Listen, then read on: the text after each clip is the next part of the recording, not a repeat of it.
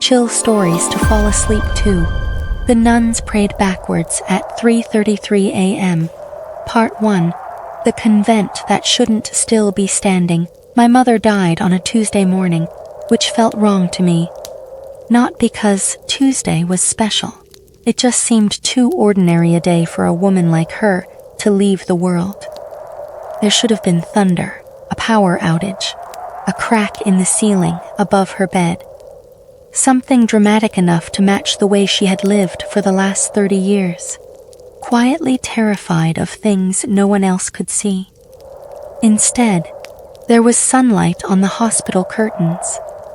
A nurse with pink glasses, a paper cup of water sweating on the bedside table, and my mother lying very still beneath a thin white blanket, her mouth slightly open as if she had been interrupted in the middle of a warning. The doctors said it was her heart. I didn't argue. My mother's heart had always seemed like something that was running from behind, trying to keep up with the rest of her. Even when I was little, I remembered waking up to find her sitting in the kitchen. At 3 in the morning, one hand pressed flat against her chest, her eyes fixed on the dark window above the sink. When I asked her what she was doing, she would smile too quickly and say, "Listening." For what? She would look at me for a long moment before answering. For the morning. That was my mother. She never slept well. She never liked churches. She hated bells, especially old ones. If we drove past a chapel, she would grip the steering wheel until her knuckles whitened. If she heard women singing in harmony on the radio, she would switch the station so fast that the car filled with static. But the strangest thing about her was that she prayed every night. Not like a religious woman. More like a woman trying to keep a door shut. After the funeral, I went back to her apartment to sort through her things. She had lived alone in a small second-floor unit above a pharmacy with pale green walls and a window that faced the alley. Everything smelled faintly of lavender soap, aspirin, and the old wool coat she wore every winter. I expected grief to hit me there. Instead, I felt watched. Not by a person, by the apartment itself. Every room seemed to be holding its breath. I packed her clothes first, then her books, then the chipped mugs she refused to throw away. It wasn't until I opened the bottom drawer of her dresser that I found the envelope. It was taped beneath the wooden panel, hidden so carefully I almost missed it. The paper was yellowed, thick, and soft at the edges. My name was written on the front in my mother's handwriting. Not the name everyone called me. My full name. The one she almost never said aloud.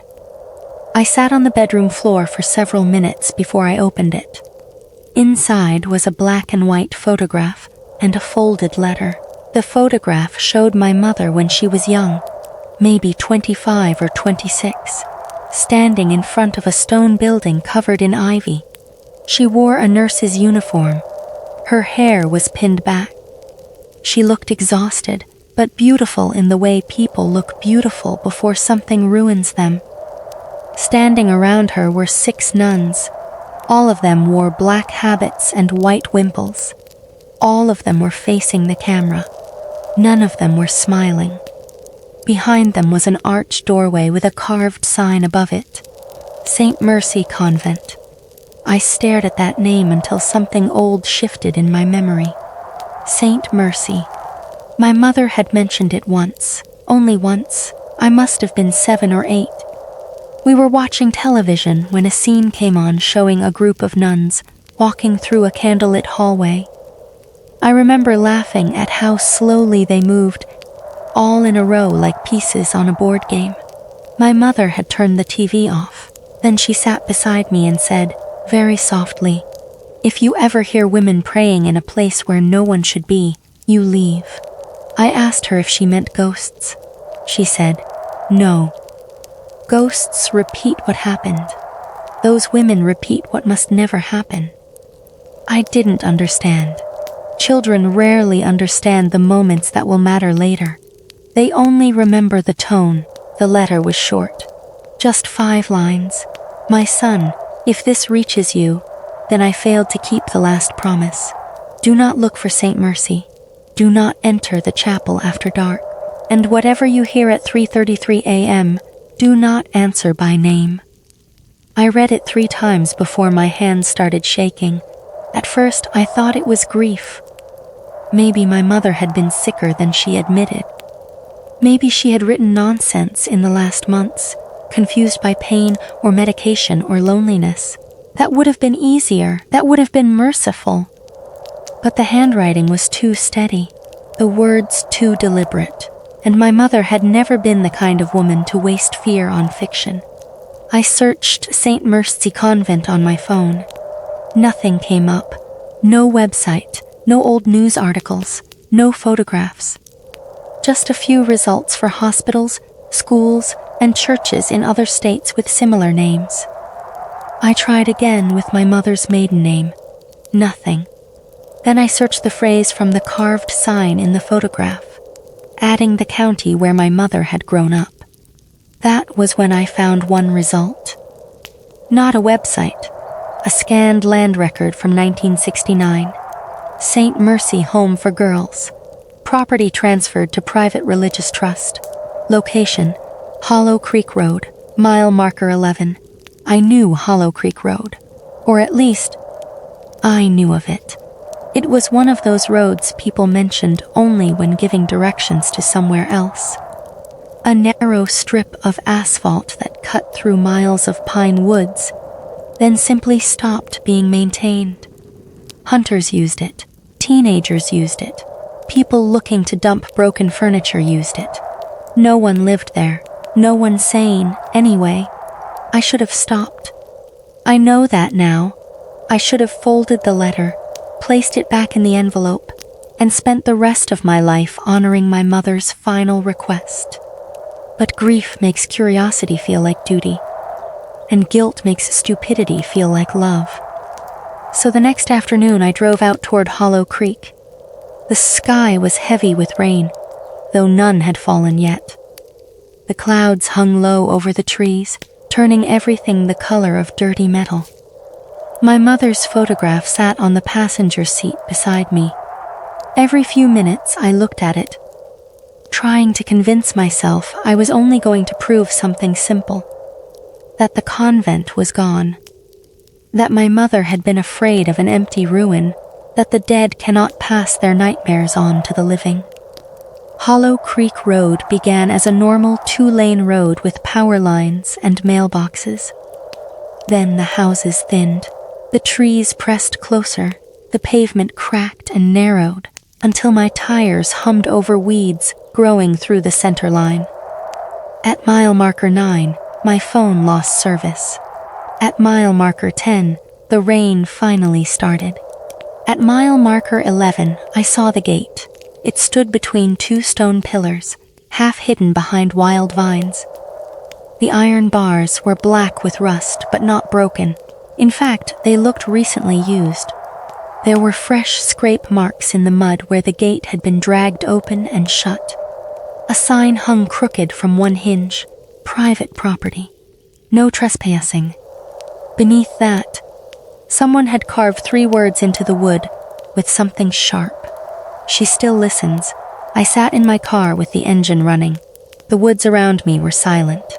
Not quiet. Silent. There is a difference. Quiet means there are sounds too soft to notice.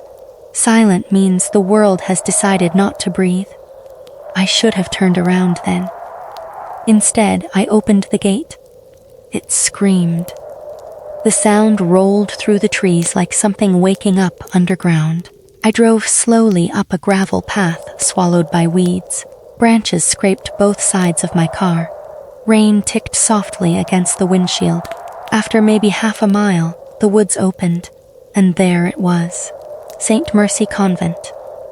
It should not have been standing. That was my first thought. Not because it was old, though it was.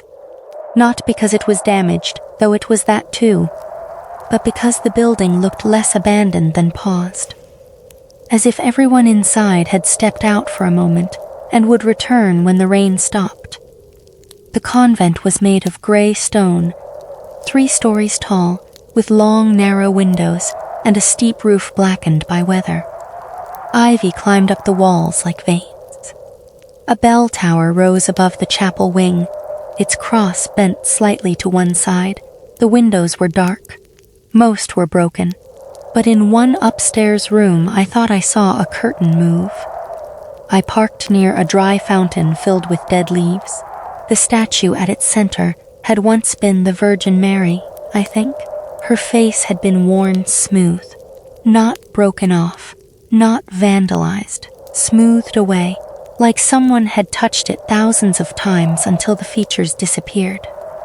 The rain became colder as I stepped out of the car. I pulled my jacket tight and walked toward the main entrance. The front doors were huge, wooden, and carved with lilies.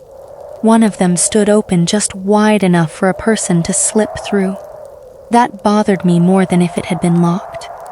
Inside, the air smelled of mildew, candle wax, and old paper. My footsteps echoed across a tiled floor. The entrance hall opened into a long corridor lined with framed portraits of women in habits. Their faces were faded, the eyes pale gray blurs. Under each portrait was a name written onto a brass plate. Sister Agnes, Sister Ruth, Sister Magdalene, Sister Catherine, Sister Mercy. The last name made me stop. The portrait above it had been removed. Only a dark rectangle remained on the wall, where the frame had protected the stone from dust and age. I reached out without thinking and touched the empty space. The wall was warm. I pulled my hand back. Somewhere deep inside the building, a floorboard creaked. "Hello?" I called. My voice sounded thin and foolish. No answer came. I moved down the corridor, using my phone flashlight. The beam caught dust floating in the air. It passed over peeling wallpaper, broken chairs, an overturned table, a child's shoe lying alone beside a radiator. Then I noticed the shoe was clean, not new, clean, as if someone had placed it there that morning. The corridor split. To the left was a staircase. To the right, a set of double doors with cracked glass panels. Beyond them, I could see rows of wooden pews. The chapel. I don't know why my body chose that direction. Maybe because my mother's letter had mentioned it. Maybe because every frightened person eventually walks toward the thing they were warned about, just to prove they can stop before getting too close. The doors opened with a soft groan. The chapel was larger than I expected. Narrow, high-ceilinged, and dim. Rain tapped against stained glass windows where saints stared down in pieces of red and blue. The altar stood at the far end beneath a hanging crucifix. The pews were coated in dust except for the front row. The front row was clean, 7 places, 7 spaces where no dust had settled. I stood in the aisle, staring at them. Then I heard fabric move behind me. Not footsteps. Fabric. The slow brushing sound of long skirts passing over stone. I turned quickly. Nothing. The chapel doors remained open behind me. The corridor beyond was empty. "Hello," I said again. This time, something answered. Not from the corridor, from inside the wall to my left. A whisper, so soft I almost convinced myself it was rain. Then another whisper joined it. Then another. Women's voices, several of them.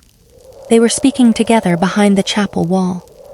At first I couldn't make out the words. The sound was muffled, like hearing a conversation through water. I stepped closer before I knew I was moving. My flashlight trembled against the stone. The voices stopped. For 1 second, the whole convent seemed to lean toward me. Then the whispers returned clearer, now slow. "Patient," they said. "He came back." A second voice answered, "He came back wrong." A third voice, older than the others, whispered directly behind the stone, He came back with the wrong name. My phone light flickered. The chapel went dark. And from somewhere beneath the altar, very softly, something knocked 3 times from below. Knock, knock, knock. Part 2. The nuns who didn't blink knock. Knock, knock. The sound came from beneath the altar, not behind it. Not somewhere in the floorboards around it. Directly beneath it, I stood in the dead center of the chapel aisle with my phone in my hand, staring into darkness, so thick it felt almost physical. The flashlight had died, but the phone itself was still on. I could feel it vibrating faintly against my palm, the screen glowing black, refusing to wake no matter how many times I pressed the side button. For a few seconds, I did nothing. That sounds impossible when I say it now. People like to imagine fear as something that makes you run, scream, fight, react. But real fear can make you still. Not calm, still. Like your body has decided that if you become part of the room, whatever is hunting you might pass over you. Then the knocking came again. 3 slow taps.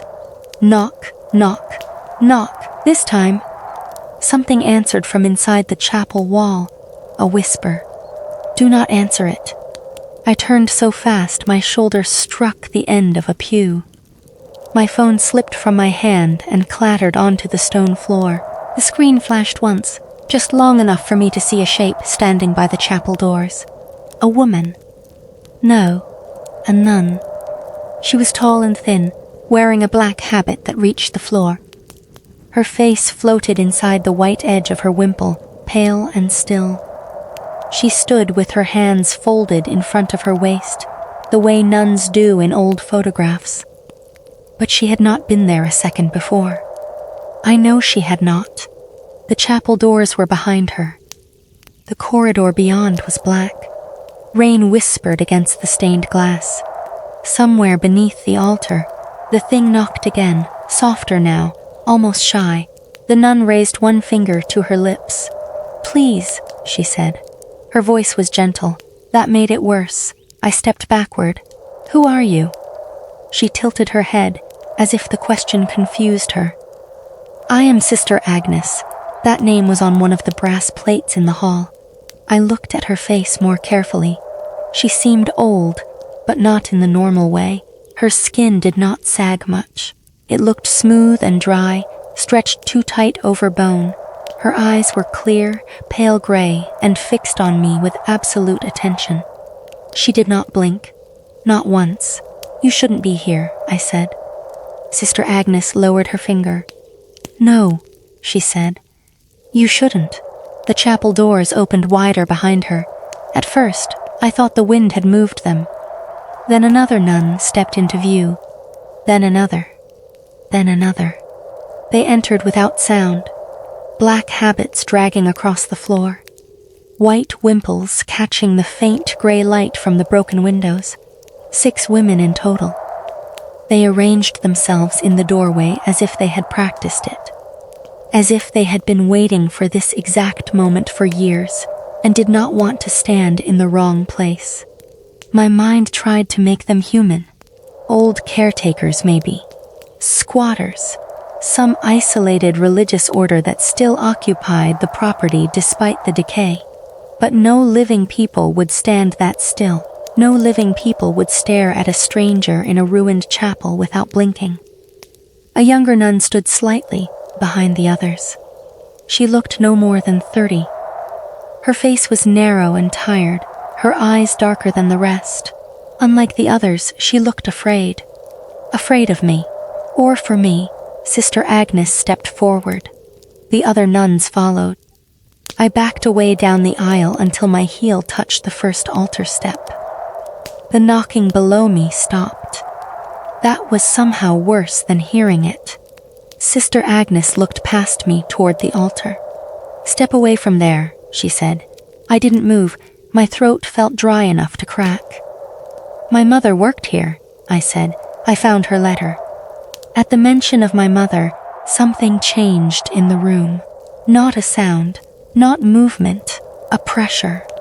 The nuns seemed to grow more alert, the way animals do when they smell smoke. The younger one whispered, "Margaret's boy." Sister Agnes turned her head toward her. The younger nun went silent. I stared at her. "You knew my mother?" Sister Agnes looked back at me. "We knew what your mother gave us." The words were soft, but they landed in me like stones. "What does that mean?" "It means she loved you," Sister Agnes said, "enough to be cruel." I hated her for saying that. I hated how easily she said it. As if she had the right to summarize my mother's life in one sentence while standing in a place that had obviously destroyed her. "My mother told me not to come here," I said. "And yet here you are." I wanted to know why. Sister Agnes smiled, only slightly. It was not a kind smile. It was not an evil one either. It was the expression of someone who had watched people make the same mistake for a very long time. "Children always want the wound explained," she said.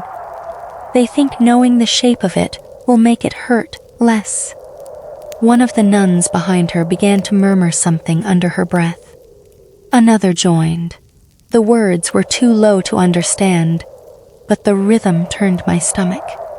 They were not praying yet, not exactly. It sounded more like they were counting. Sister Agnes extended one hand toward me. "Come away from the altar." I looked down. There, beneath the heavy wooden altar, I noticed something I had missed before.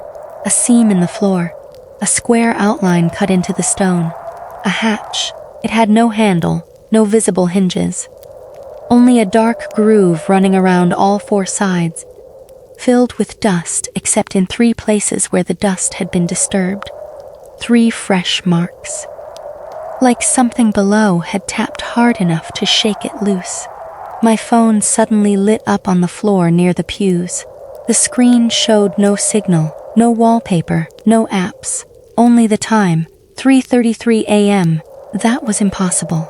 It had been late afternoon when I arrived, maybe evening by then, but not night, not 3 in the morning, not even close. The nuns all turned toward the phone at the same time.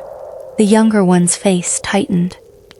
Sister Agnes whispered, "Already?"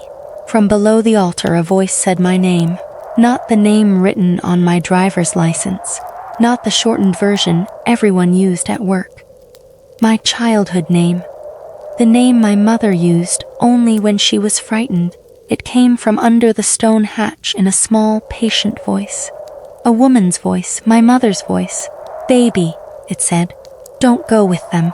Every muscle in my body locked. The nuns began praying louder.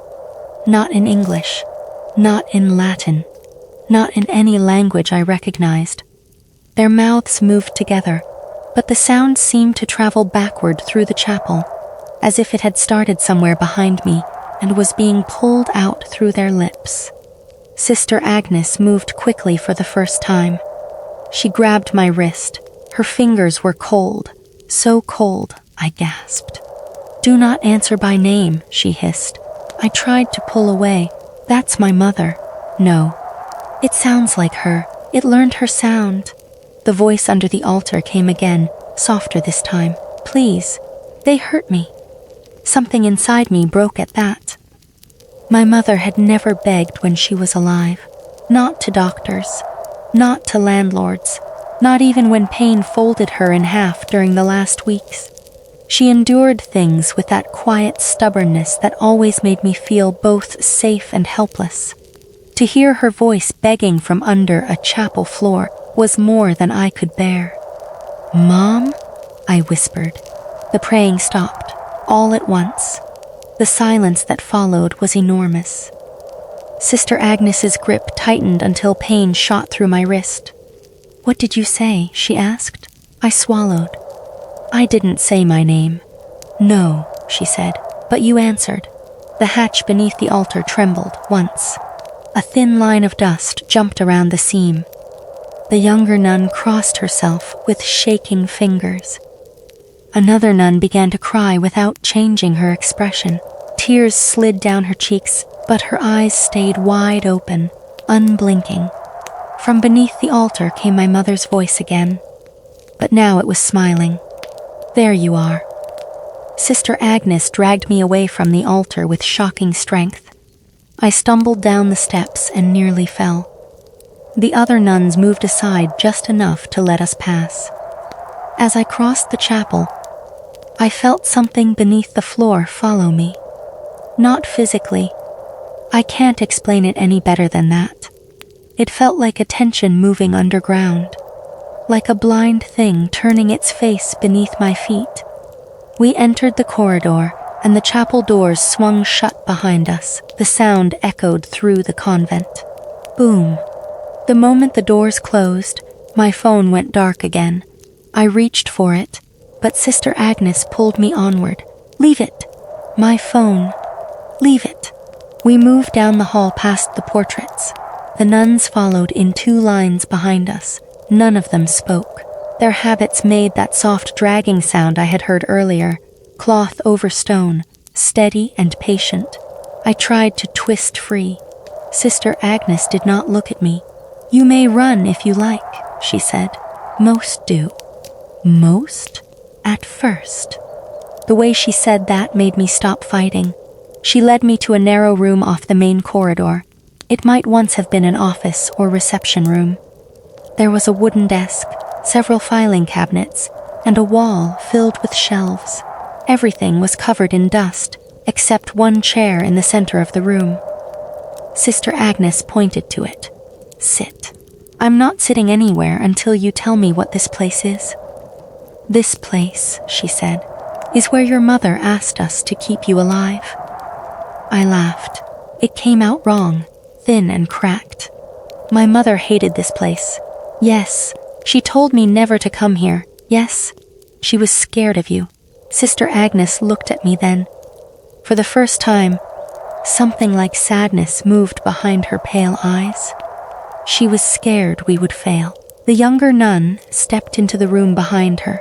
The others remained in the hallway, still as shadows. Sister Agnes gestured toward the younger one. "This is Sister Elena." Sister Elena gave the smallest nod. Unlike Agnes, she blinked. Not often, but enough to make her seem painfully alive. "She will bring the book," Sister Agnes said. Sister Elena hesitated. "Mother," she said quietly, "he only just arrived." Mother. The word made my skin tighten. Sister Agnes was not just a nun. She was the head of whatever this was. "He heard it," Sister Agnes said. "He answered it. The book must be opened." I don't know what she saw on my face, but her expression softened. Then she turned and disappeared into the corridor. I remained standing. Sister Agnes did not force me into the chair. She simply waited, hands folded, eyes open, patient as stone. After a while, my legs gave up pretending they were steady. I sat. The room smelled of old ink and candle smoke. On the wall behind the desk hung a crucifix. The figure of Christ had been removed from it. Only the empty cross remained.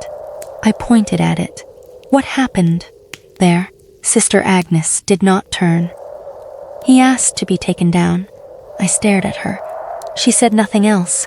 A few minutes later, Sister Elena returned carrying a book with both hands. It was large, bound in white leather, though age had yellowed it to the color of bone. There were no words on the cover, no symbol, no lock. But every nun in the hallway leaned away from it as it passed. Sister Elena placed it on the desk. Her hands were trembling. Sister Agnes opened the cover. The pages inside were filled with names. Hundreds of them. Maybe thousands, written in different inks. Different hands, some neat, some frantic, some faded almost beyond reading. Each name had dates beside it. Birth, arrival, first hearing, final silence. My eyes moved down the page before I could stop them. Most of the entries were girls' names. Children, Mary Bell, Clara Hayes, Ruth Ann Pike, Evelyn Moss. Each one had a final date, all from decades ago, all except a few. Some dates were not past dates. Some were years ahead. One was next month. I stood up too quickly, and the chair scraped the floor. "What is this?" Sister Agnes turned a page. The Mercy records. That's not an answer. It is the only answer that matters. She kept turning pages until she reached a section near the middle of the book. These pages were different. The names had been written, scratched out, written again, then scratched out harder. Some were covered in black ink until the paper had nearly torn. Sister Agnes stopped. There, on the right-hand page, was my full name, written in my mother's handwriting. My real name, the one from the envelope, the one she almost never said aloud. Beside it were 3 dates: birth, first hearing, and a third line labeled date of death. The space after it had been scraped so violently that the paper was thin and ragged. I could see the shadow of old numbers underneath, erased over and over until they became nothing but scars. My mouth went dry. Sister Agnes touched the damaged line with one finger. Your mother changed this 7 times? I looked at the page, then at her. What does that mean? It means she's said. You have already died more often than you remember. The room tilted slightly. I gripped the back of the chair. No, Sister Elena whispered. I'm sorry. That was the first human thing anyone had said to me since I entered the convent, and somehow it frightened me more than everything else. Sister Agnes turned another page. A photograph slid out and landed on the desk. Black and white. Old. The same day as the photograph I had found in my mother's apartment. My mother stood in front of Saint Mercy Convent, surrounded by nuns. But this was not the same photo. This one had been taken from farther back. It showed more of the ground, more of the doorway, and more of what was behind them. My mother was holding a baby, me. Wrapped in a white blanket, my face turned toward her chest. The 6 nuns stood around her, none smiling.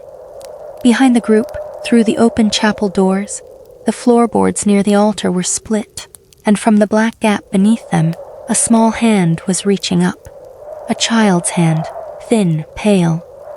Fingers spread wide, as if trying to touch the baby in my mother's arms. I stared until my eyes burned. Then I noticed something worse. Every person in the photo was looking at the camera, except my mother. She was looking down, not at me, at the hand, and her mouth was open, frozen in the middle of a scream. Sister Agnes closed the book. The sound was soft, final. Outside the room, the chapel bell rang once, deep, slow. Impossible. The nuns in the hallway bowed their heads. Sister Elena shut her eyes. Sister Agnes looked toward the dark corridor and whispered, almost to herself, "It remembers the shape of him now." From somewhere far behind us, beneath the chapel floor, my mother's voice began to hum. A lullaby, the one she used to sing when I was a child. Only now, every note was backward. Part 3, the prayer that ran backwards. The lullaby followed me through the convent. It did not grow louder. It did not fade. It simply stayed the same distance away, as if the sound were not traveling through halls and walls, but through something inside my own head. My mother used to sing that song when I was very small. I remembered it mostly as warmth. Her hand moving slowly over my hair, the old yellow lamp beside my bed, rain on the window, her voice low and tired, never beautiful exactly, but steady, safe. Now the same melody came from somewhere beneath the chapel floor. Backward. Each note pulled against the next. Each breath sounded swallowed before it was made. It turned the song into something that still knew how to comfort me, but had forgotten why. Sister Agnes ordered the others to prepare the chapel. She did not say it loudly. She did not need to. The nuns moved at once. 2 of them disappeared down the corridor. Another carried the white book away, as if it were burning her hands. Sister Elena stayed near me, watching my face with an expression I could not read.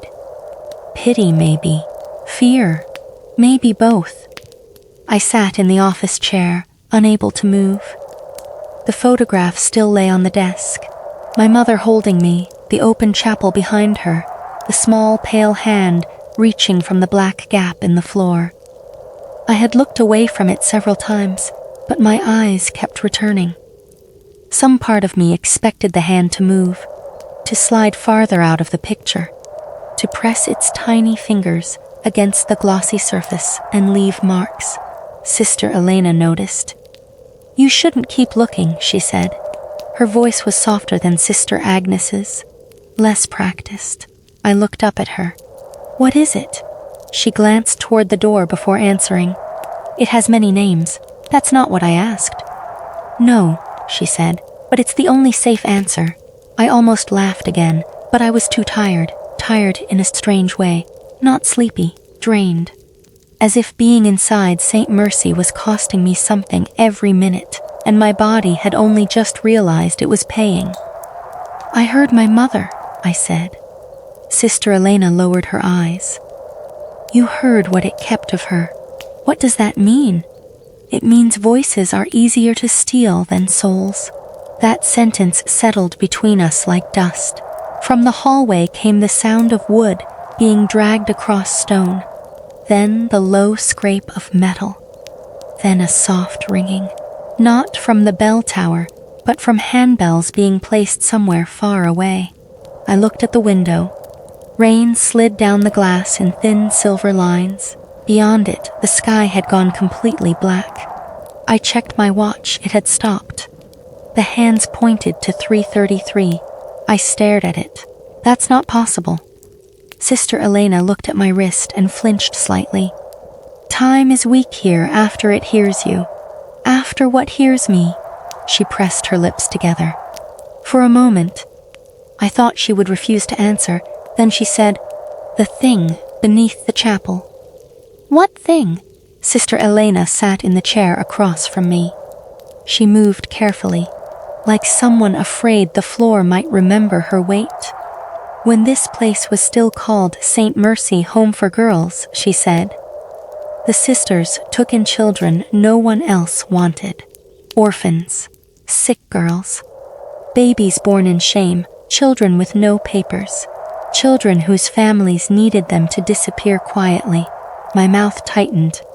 "My mother worked here? She was a nurse." She came after the worst years. She did not know what had been done before. What had been done? Sister Elena looked toward the empty crucifix on the wall. The first sisters believed names had power, not symbolically, literally. They believed a name was the handle God used to pull a soul's back from darkness. And they were right? She did not answer immediately. Then she said, "They were partly right. That was the danger." The backward lullaby stopped. The silence after it was sharp. Sister Elena went very still. From far away, Sister Agnes called, "Elena." It was not a shout, it was a warning. Sister Elena stood. "We have to go." "Where?" "To the chapel." I shook my head. "No, you can stay here," she said. "But it will not stay under the altar if the prayer begins without you." I stood slowly. "What prayer?" She looked at me with those tired, living eyes. "The one your mother bought you with her sleep." I followed her because I had no better choice. That is one of the worst things about fear. People imagine terror as being forced through a door. Sometimes it is simply realizing every door leads deeper in. The corridor seemed longer than before. The portraits on the wall watched us pass. I tried not to look at them, but the flashlight in Sister Elena's hand moved over each frame, catching pale faces, blurred eyes, black veils. The empty space where Sister Mercy's portrait should have been looked darker than the rest of the wall. As we approached the chapel, I smelled candle wax. Not old wax, fresh wax, burning. The double doors stood open. Inside, the chapel had changed. Dozens of candles burned along the aisle, on the altar steps, in the window ledges, beside the pews. Their flames were small and blue at the center, shaking though there was no wind. The stained glass saints looked alive now, their broken eyes glowing faintly whenever lightning flashed outside. The pews had been pushed aside. The floor before the altar was exposed. The hatch was clearer now, a square seam cut into the stone beneath the altar, exactly where the hand had reached from the photograph. Around it, the nuns had drawn a circle in white powder. Salt, maybe, or ash, or ground bone.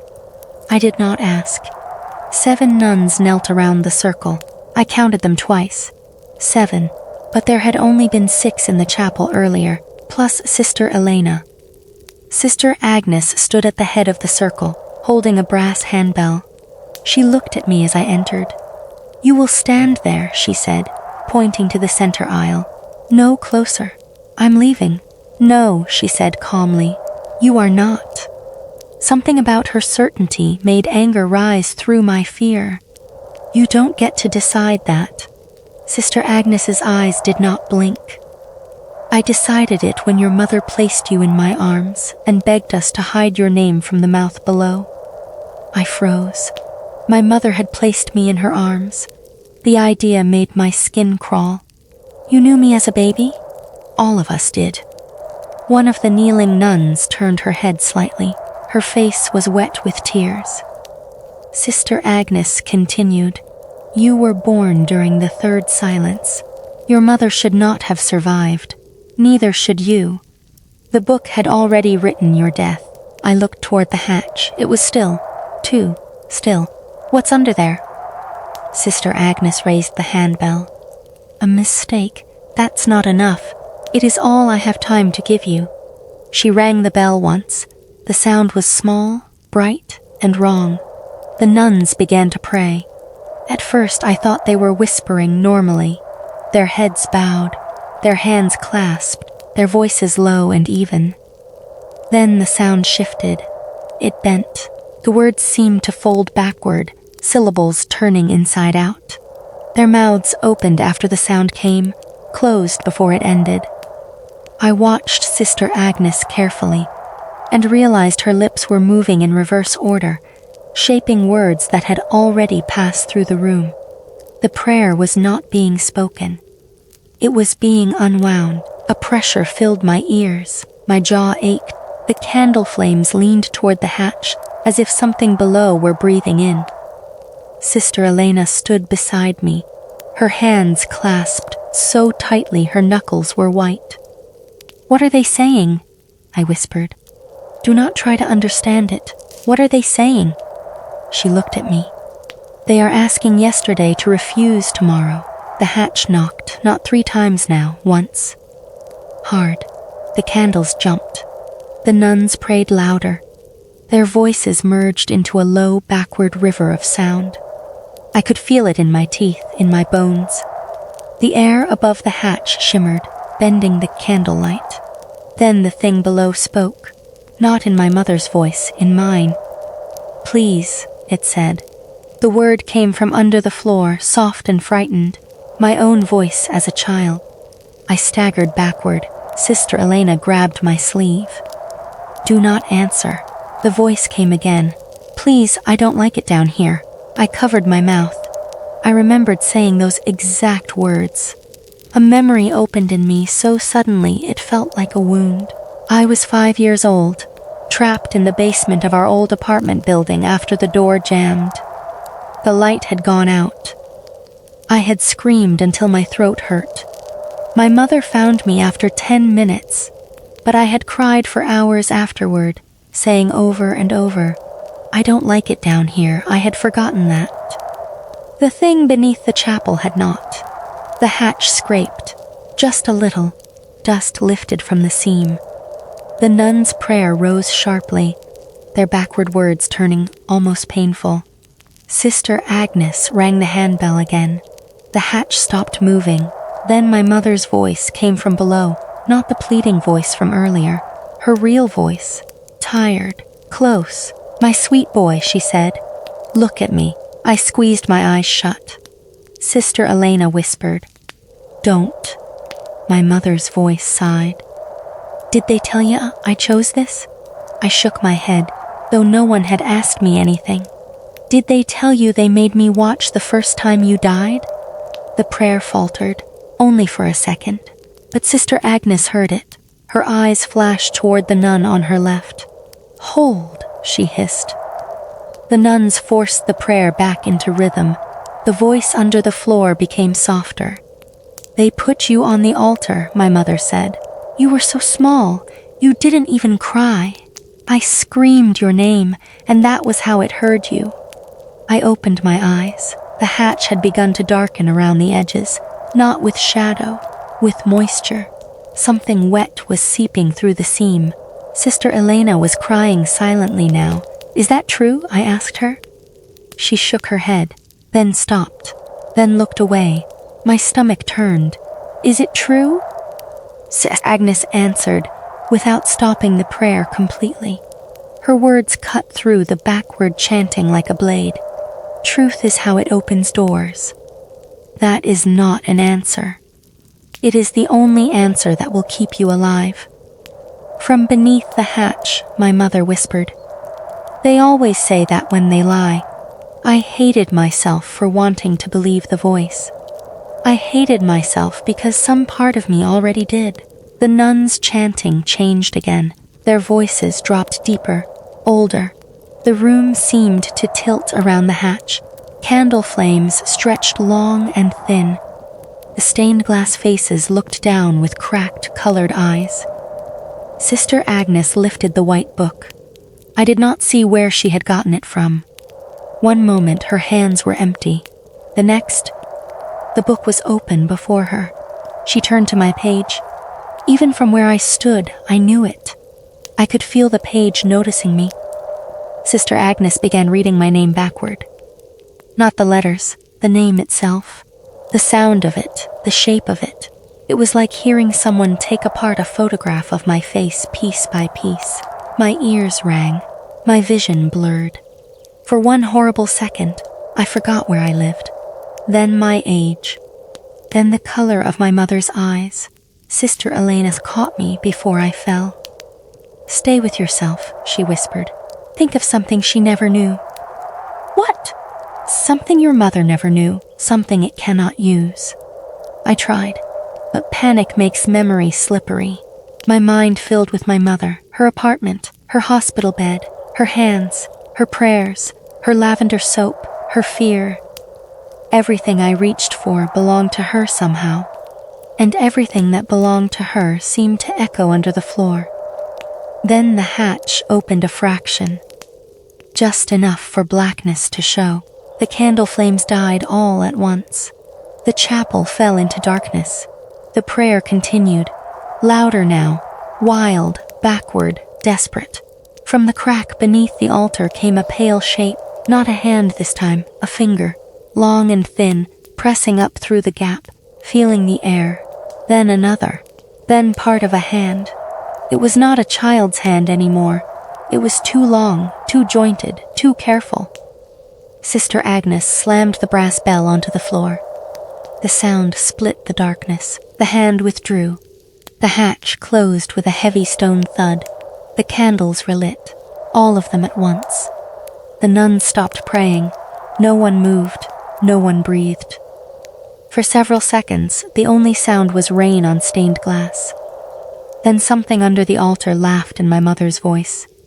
Softly, tenderly, proudly. Sister Agnes closed the white book with shaking hands. That was when I realized she was afraid too. Not pretending, not performing, afraid. She looked at me across the candlelit chapel. "It knows enough now," she said. "Enough for what?" The hatch knocked once beneath the altar. Sister Agnes whispered, "Enough to dream as you." Part 4. My mother's room enough to dream as you. That sentence stayed in the chapel long after Sister Agnes said it. It seemed to hang between the candles and the broken stained glass, waiting for someone to deny it. No one did. The nuns remained kneeling around the hatch, their hands clasped, their heads bowed, their faces emptied by exhaustion. For the first time since I had entered Saint Mercy, they did not look ancient. They looked tired, Not physically tired, not the kind of tired sleep could fix. They looked like people who had been holding the same door shut for so long they had forgotten what life felt like on the other side. Sister Elena still had one hand around my arm. Her fingers were warm compared to Sister Agnes's, human, shaking. I looked down at the hatch beneath the altar. It was closed now. The seam in the stone was dark and still. The white circle around it had been broken in 3 places. Candle wax had run across the floor in thin, crooked lines like veins. Under the stone, nothing moved. Nothing knocked. Nothing spoke. But I could feel it listening. That was the worst part. Not the voice. Not the hand. Not even the fact that it had laughed in my mother's voice. The worst part was knowing that silence did not mean absence. It only meant patience. "What does that mean?" I asked. My voice sounded rough, as if I had been screaming. Sister Agnes closed the white book and held it against her chest. "It means you cannot sleep here." I looked at her. I wasn't planning to. "You misunderstand," she said. "I do not mean inside the convent. I mean anywhere." A cold pressure moved through me. "What?" Sister Elena looked away. Sister Agnes stepped around the broken circle, careful not to touch the disturbed powder with the hem of her habit. "When it has enough of a person," she said, "it begins inside sleep. Dreams are soft places. They have poor walls." I stared at her, waiting for the rest. She gave it to me. "If you sleep before we repair what was opened, it will enter wearing your own face." The chapel seemed to stretch around me. The candle flames blurred. I thought of my mother sitting awake in the kitchen at 3 a.m, her hand flat against her chest, her eyes on the black window above the sink, listening for the morning. My anger came slowly, not hot, not loud, a deep, dull thing. "You did that to her," I said. Sister Agnes did not answer. "You made her stay awake?" "We did not make Margaret do anything." The sound of my mother's name in that ruined chapel almost knocked the breath out of me. Margaret. I had not heard anyone else say it in years. Sister Agnes continued, "Your mother chose her portion." "Her portion?" "She took the sleep meant for you." I shook my head. "That doesn't mean anything." "It does here." "Then explain it." Sister Agnes looked past me toward the chapel doors. For she seemed peasants seemed older than the building. "Not here," she said. "Why not?" "Because the floor is listening." I almost said something back, something cruel, probably. But then, from beneath the altar, there came the faintest sound. Not a knock, not a voice, a breath. It exhaled once through the stone. The candles leaned toward me. Sister Elena gripped my arm harder. "Come," she whispered. I let her lead me out. The nuns did not follow at first. They remained in a circle around the hatch, heads bowed. Sister Agnes stood over them with the white book held close, murmuring something too low for me to understand. As we crossed the chapel threshold, I heard one of the older nuns begin to cry again. This time she made sound. It was not sobbing. It was a thin, childlike whimper that made me think of a little girl hiding somewhere dark. The corridor outside felt colder. Sister Elena carried a candle in a brass holder. Its flame pushed a small trembling circle of light ahead of us. Beyond it, the convent stretched away in layers of black hallways, cracked doors, and portraits whose eyes were too faded to be blind. "Where are we going?" I asked. "To your mother's room." I stopped walking. Sister Elena stopped too, but she did not turn around. "She had a room here?" "She lived here for almost 11 months after you were born." "That's not possible. She told me I was born in County General." "Yes," Sister Elena said softly. "She told everyone that." The simple sadness in her voice made it difficult to hate her. But I tried. I needed someone to blame. Sister Agnes was too unreal, too old. too much a part of the stone and bells and candle smoke. The thing under the chapel was too impossible. My mother was dead, so that left Sister Elena. How old are you? I asked. She looked back at me. What? You don't look old enough to know any of this. A shadow passed over her face. I am older than I look. That's what everyone here seems to be. She continued down the hall. I came to Saint Mercy when I was 12. As a nun, as a girl. I waited. She did not say more. We passed the entrance hall, then turned into a narrower corridor I had not noticed earlier. This part of the convent smelled different, less like mildew, more like medicine, alcohol, rusted metal, old sheets, the infirmary wing. My mother had been a nurse. The thought struck me with such force that I had to slow down. I imagined her walking these halls in a white uniform, younger than I had ever known her, carrying bandages, medicine, charts. I imagined her hearing something under the floor for the first time. I imagined her trying to convince herself it was pipes, rats, old wood settling. I imagined the moment she stopped lying to herself. Sister Elena paused before a door near the end of the hall. Unlike the others, this door had been kept clean. The brass knob was dull, but not rusted. There was no dust on the threshold. A small nameplate had been fixed to the wood. Nurse M. Vale, my mother's maiden name. My throat tightened. Sister Elena handed me the candle. She kept this room for you. She's been dead for 3 days. No, Sister Elena said. The candle flickered between us. She has been leaving for much longer than that. I did not understand. And I did not want to. I opened the door. The room beyond was small. A narrow iron bed stood against one wall. A wooden desk sat beneath a round window. There was a wash basin, a tall cabinet, a cracked mirror, and a single chair with a folded blanket on it. Everything was old, but nothing was abandoned. The bed was made. The blanket was neatly tucked. A glass of water stood on the desk, clear and fresh, with no dust on the rim. Beside it was a small brown bottle of pills, unlabeled.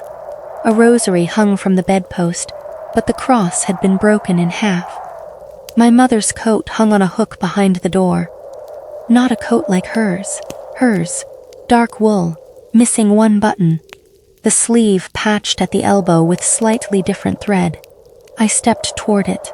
I had packed that coat into a donation bag 2 days earlier. I had held it in my hands in her apartment. I had pressed my face to it because it smelled like her. Now it hung in a dead convent miles away. I touched the sleeve. The wool was damp from rain. Recent rain. My chest tightened so hard I nearly dropped the candle. "What is this?" I whispered. Sister Elena stayed in the doorway. "She came here at night," she said. "My mother couldn't drive at the end. She could barely walk. Not with her body." The room seemed to grow smaller. I turned toward the mirror. A long crack split it from top to bottom, dividing my reflection in two. In one half, I looked pale and frightened. In the other, the candlelight distorted my face until it almost looked like someone else was standing where I stood. Behind my reflection for 1 second, I thought I saw my mother sitting on the bed. Head bowed, hands folded in her lap, I spun around. The bed was empty. Sister Elena watched me carefully. "It begins with glimpses," she said. "What does when someone has been prayed back too often?" I turned on her. "Stop speaking in riddles. I am trying not to say anything it can use. It already knows my voice, my mother's voice, my childhood, my name. What exactly are you protecting me from now?" She looked at the floor. "Your grief." I had no answer to that, because at that moment, she was right. Every part of me wanted my mother back so badly that I could feel myself becoming stupid with it. If something had opened the door then and spoken in her voice, if it had told me to come closer, to forgive her, to let her explain, I don't know what I would have done. That is the part I am most ashamed of. Not that I was afraid, that I was willing.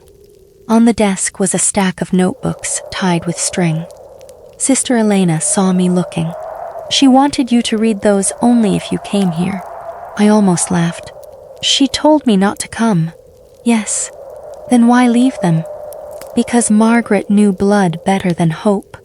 I untied the string. The notebooks were brittle, their covers softened with age. My mother's handwriting filled page after page, neat at first, then tighter, more slanted, more frantic as the dates moved forward. I opened the first one. June 4, 1993. The entry began. I heard the girls singing under the chapel again. I sat down slowly at the desk. Sister Elena remained by the door. The candle flame leaned over the page as if it wanted to read too. I turned to the next entry. June 7. Sister Agnes says the house remembers children better than adults. I told her houses do not remember. She told me Saint Mercy is not a house. June 11. Found Clara in the linen room, staring at the wall. She said her sister was calling from inside the bricks. Clara has no sister, at least not in her file. June 18. A girl named Ruth disappeared from her bed sometime after evening prayers. The sisters found her shoes under the altar. Only her shoes. Sister Agnes told the others not to say her name aloud. By morning, 2 nurses could not remember Ruth had ever been here. My fingers tightened on the page. I turned. Another. June 23. I asked Sister Agnes what is below the chapel. She said, "A mouth that God refused to finish." I stopped reading. The room felt suddenly airless. Sister Elena whispered from the doorway. She should not have written that. I looked up. What does it mean? It means the first sisters found something they mistook for holiness. I went back to the notebook. July Tauk, the older girls say. The thing under the chapel speaks in the voices of people they miss. I thought this was hysteria until last night, when I heard my father calling me from beneath the floorboards. My father has been dead for 9 years. He asked me to open the door. I almost did. July 9. The sisters pray backward at 3:33. They say ordinary prayer calls upward. Backward prayer pulls downward things back into their souls. July 14. I am afraid of Sister Mercy. There was no entry for 3 days after that. When the writing returned, it had changed. July 17. Sister Mercy is not on any official list. The others speak of her as if she founded this place, but none will say when she died. I saw her portrait today.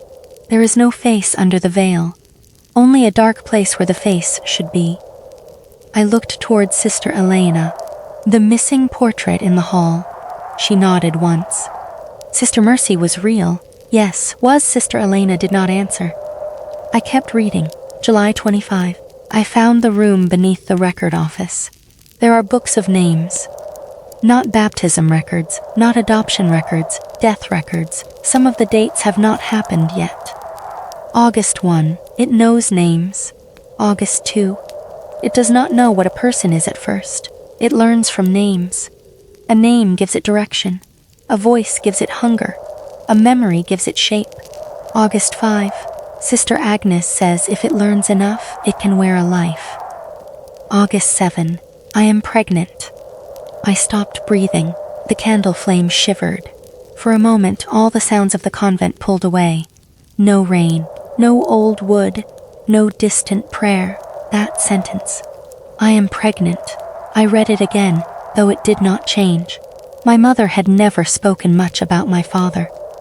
She told me he had left before I was born. When I was a child, I imagined him as a faceless coward. Later, I imagined him as a mistake. She was too proud to explain. There was no father in the notebook. Only Saint Mercy. Only the chapel. Only fear. I turned the page. August 10. I have decided to leave. August 11. The gate would not open. August 12. The road circled back. August 13. I drove for 2 hours and returned to the fountain. August 14.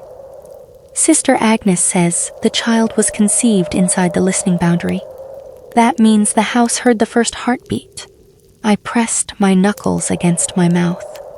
No, I whispered. The word came out before I knew I was saying it. Sister Elena took one step into the room. I'm sorry. Stop saying that. I am. Stop. I turned more pages, faster now. September 1. It knocked beneath my bed last night. Not the chapel. My bed. September 5. It called the baby by a name I have not chosen. September 20. The sisters say the only way to hide him is to give him more than one name and teach the world the wrong one. October 3. I dreamed of a boy standing under black water. He had my eyes. He opened his mouth and bells came out. October 22. Sister Agnes says dreams are dangerous now. It listens better when we sleep. November 6. I have not slept in 4 days. November 9. I woke standing in the chapel with my hand on the hatch. November 10. I asked them to help me stop sleeping. The room blurred. I sat back in the chair. My mother had asked them. Not because she was weak, because she knew what sleep might do. My whole life. I had thought insomnia was something that happened to her. A sickness, a trauma, a wound left by some unnamed event. I had never understood that she was choosing it. Night after night, year after year. For me, I forced myself to continue. December 1. The child moves when the bell rings. December 12. Sister Mercy came to the mirror today. She wore my face at first, then my mother's, then no face at all. She said the baby already belongs below, because he has heard the prayer from inside me. December 24. I heard him crying under the altar before he was born. January 3. I gave Sister Agnes the first name. She burned it. January 4. I gave Sister Agnes the second name. She wrote it backward. January 5th. I gave Sister Agnes the name I will let the world use. It must never be the true one. I looked at my hands. They did not feel like mine. My legal name, my childhood name, my full name. The names my mother had given me were not sentimental choices. They were locks. They were decoys. They were doors arranged in the wrong order, so something beneath a chapel would not know which one opened me. At the bottom of the page, my mother had written one line so hard the pen had torn through the paper. If I ever say his true name in a dream, he will die awake. I closed the notebook. I could not read anymore. For several minutes, I simply sat there with my mother's life open on the desk before me, feeling grief change shape. Until then, I had mourned her as someone lost. Now I mourned her as someone trapped. Trapped in years I had slept through peacefully. Trapped in kitchens at 3 a.m. Trapped in prayers she hated. Trapped in a fear she could never explain without giving it more of me. Behind me, Sister Elena whispered, "There is one more." I turned. She pointed toward the bed, not the bed itself. Under it, I crouched and lifted the blanket. There, pushed against the wall, was a small metal box, the kind used for old medical supplies. It was locked, but the lock had rusted weak. I struck it once against the bed frame, and it snapped open. Inside was a cassette tape, a folded photograph, and a final notebook. This one was much newer. The cover was blue. The first page was dated only 3 weeks before my mother died. My hand shook as I opened it. I thought leaving Saint Mercy would weaken it. I was wrong. Distance only taught it patience. It has been finding me through sleep for 30 years. Not mine. Other people's. Nurses. Neighbors. Strangers on buses who nod off near me. Anyone who dreams close enough becomes a window. Last night, the woman downstairs dreamed of a convent bell and woke up calling my son's true name. I do not know how she learned it. Maybe, I whispered, maybe I am finally too tired. I read faster, dread rising with every line. I can feel the sisters again, not as women, as a circle.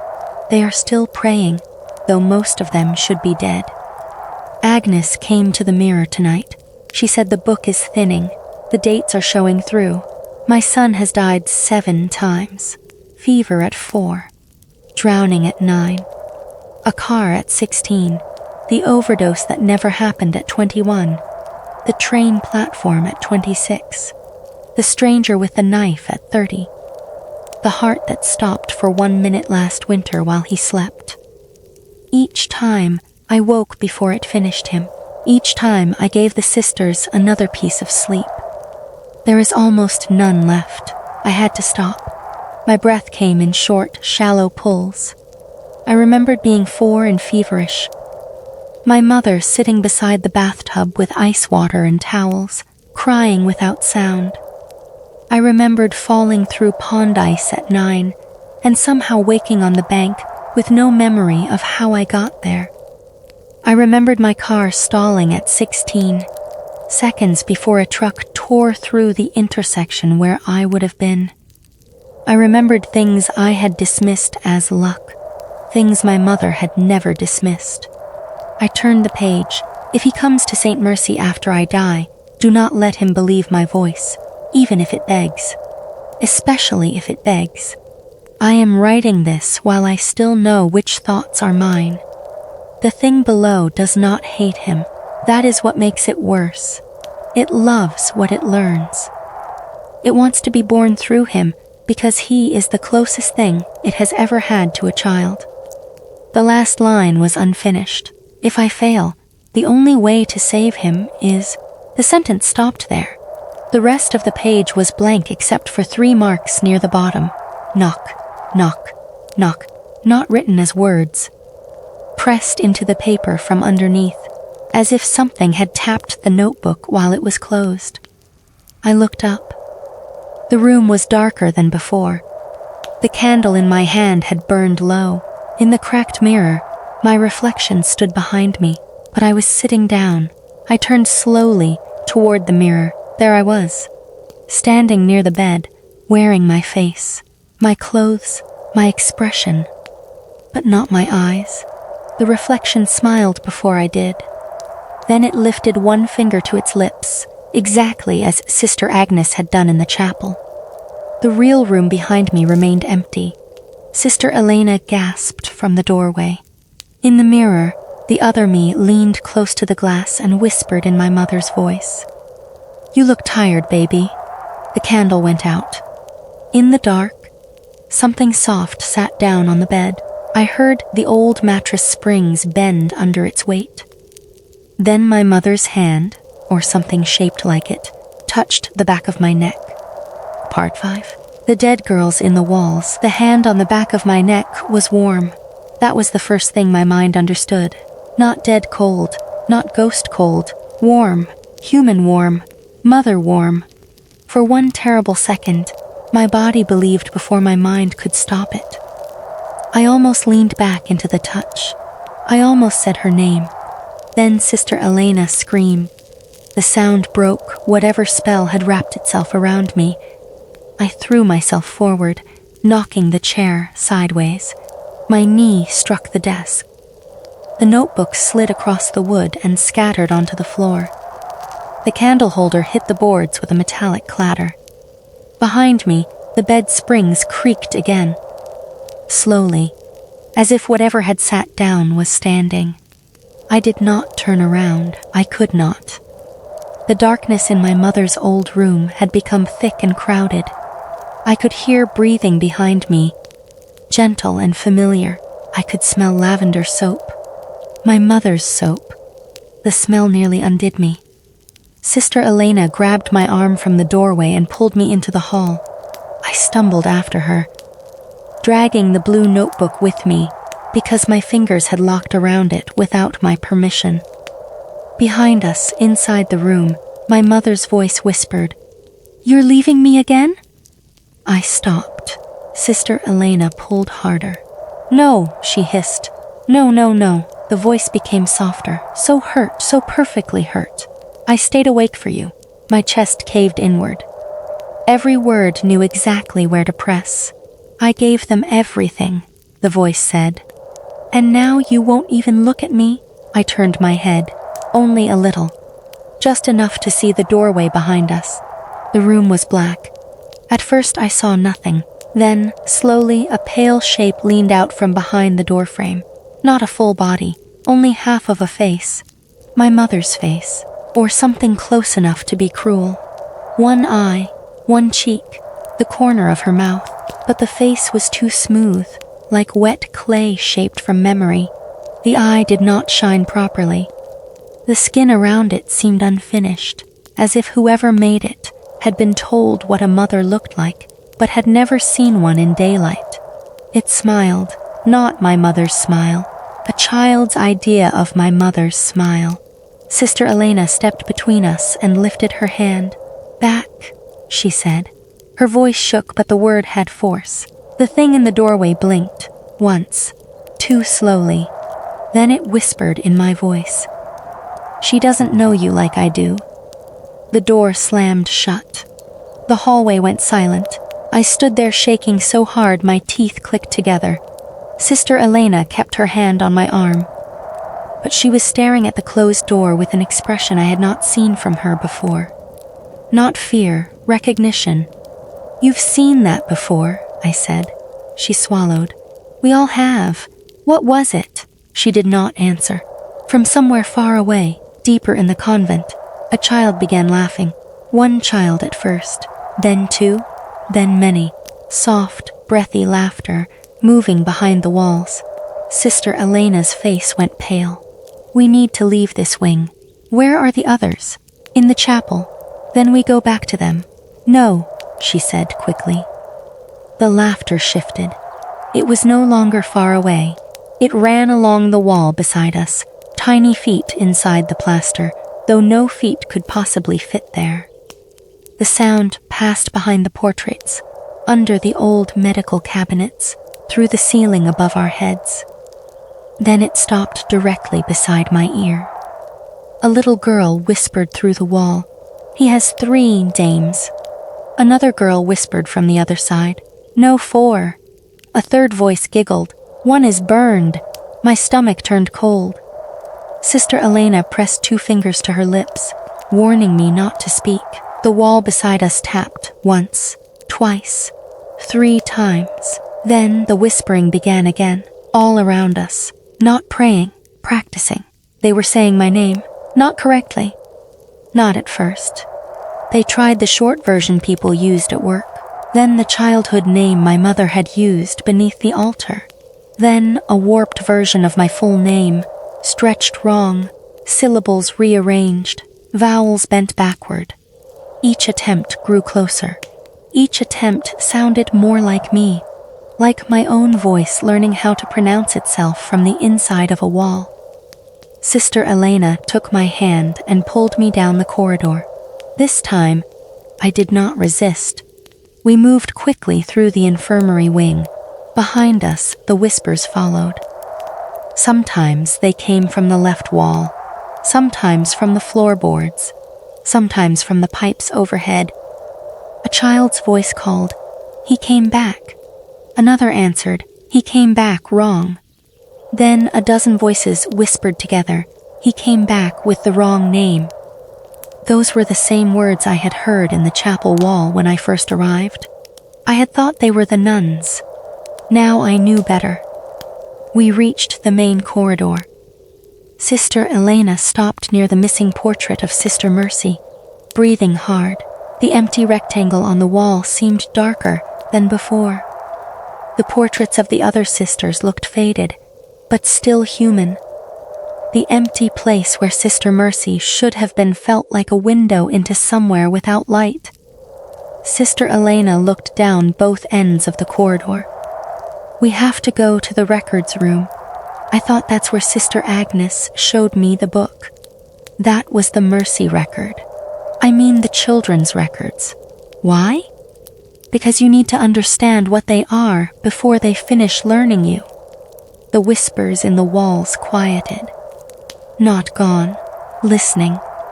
Sister Elena led me past the office, and down a narrow staircase I had not seen before. The steps were stone, worn in the center by years of use. The air grew colder as we descended, not basement cold, something older. At the bottom was a low hallway lined with metal shelves. Cardboard boxes sat stacked to the ceiling. Filing cabinets leaned against one another, their labels yellowed and peeling. The children's records room. Sister Elena shut the door behind us and slid a bolt into place. I almost laughed at that. A bolt. As if anything in Saint Mercy cared about locks. She moved to one of the filing cabinets and opened a drawer. It resisted at first, then gave with a squeal of metal. Saint Mercy was not always a convent, she said. Not only a convent, it was a home for girls. A place families used when they wanted grief without scandal. She pulled out a folder and handed it to me. The tab read, Clara Hayes. I opened it. Inside was a photograph of a girl around 10 years old. Thin face, dark hair, serious eyes. The kind of child who looked older than she should. There were medical notes, admission forms, a handwritten letter from an aunt who promised to visit and never did. Then a final page, transferred to private care.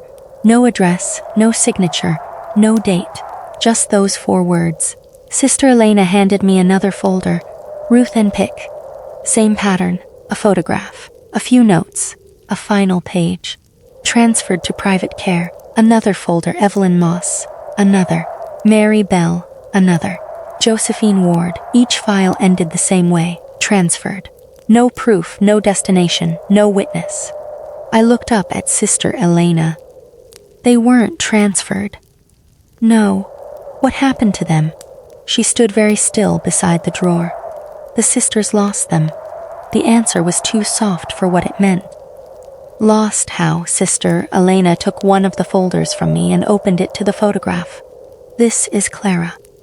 She arrived at Saint Mercy in 1948. She was quiet. She liked to sew.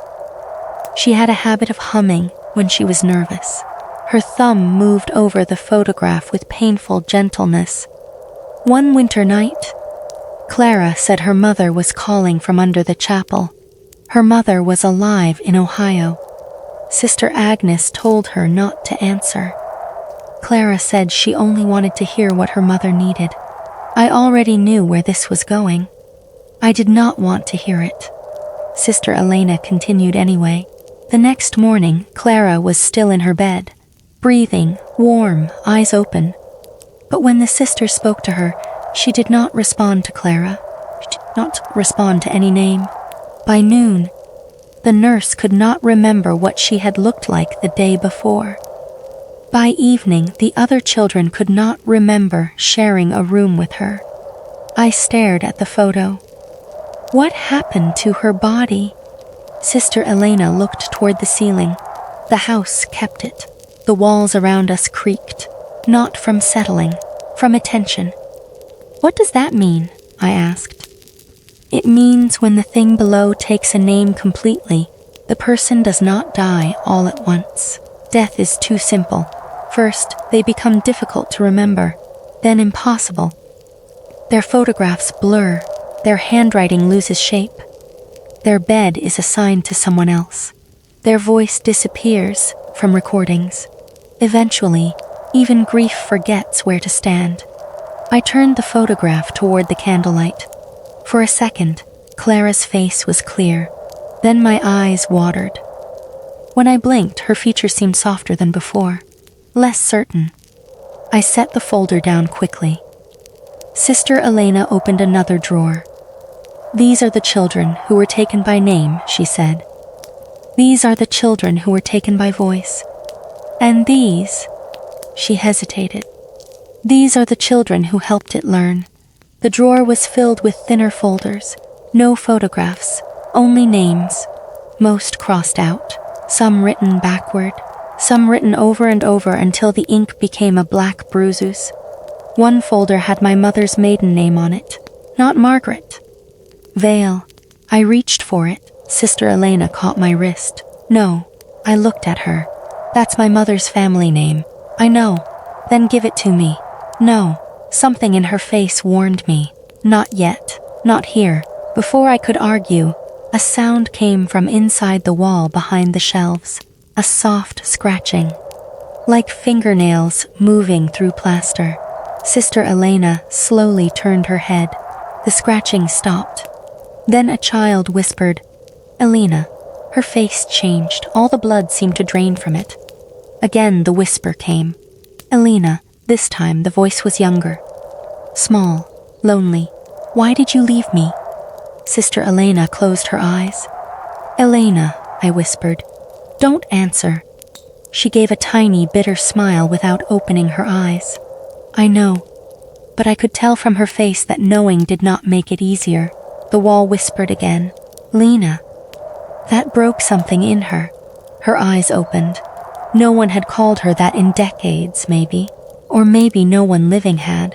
The scratching resumed. Slower now. More deliberate. A thin crack appeared in the plaster between two shelves. Dust fell. I stepped backward. From inside the crack came a girl's voice. Not one of the playful, whispering voices from the hallway. This one was familiar to Sister Elena in a way that made the whole room ache. "You said you would come back before morning." Sister Elena covered her mouth with one hand. I looked from her to the crack. "Who is that?" "My sister," she whispered. I felt the floor shift under me, though it did not move. "You had a sister here?" Sister Elena nodded once. "When we arrived, I was 12. Lucia was 8. The crack widened. Not much, just enough for darkness to show behind it. A child's hand pressed against the inside of the plaster. Small, flat, gray-white. The fingers bent wrong at the joints, like they had been folded in a place too narrow for too long. Sister Elena began to shake. "Lucia was afraid of the dormitory," she said.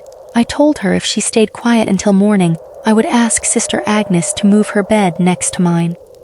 The hand slid down the crack, leaving a dark smear. "What happened?" I asked. Sister Elena looked at me then, and whatever remained of her calm was gone. She heard our mother singing in the wall. The crack opened another inch. A single eye appeared in the darkness. Not a child's eye. Not really. It was too large, too reflective, catching the candle flame like an animal's eye in the woods. But the voice that came through was soft and young. "Elena," it said. "I'm still 8. Sister Elena made a sound like someone had hit her. I grabbed her shoulder. "That isn't her."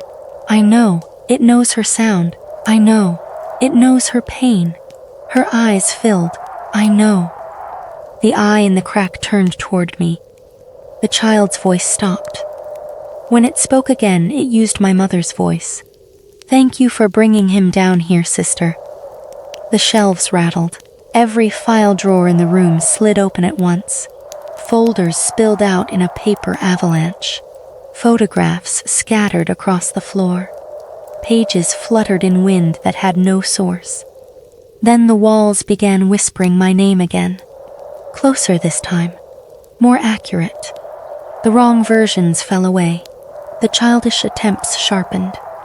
My name moved around the room from mouth to mouth, passing through dead girls like a lesson. One voice said the first syllable. Another completed the second. A third corrected the sound.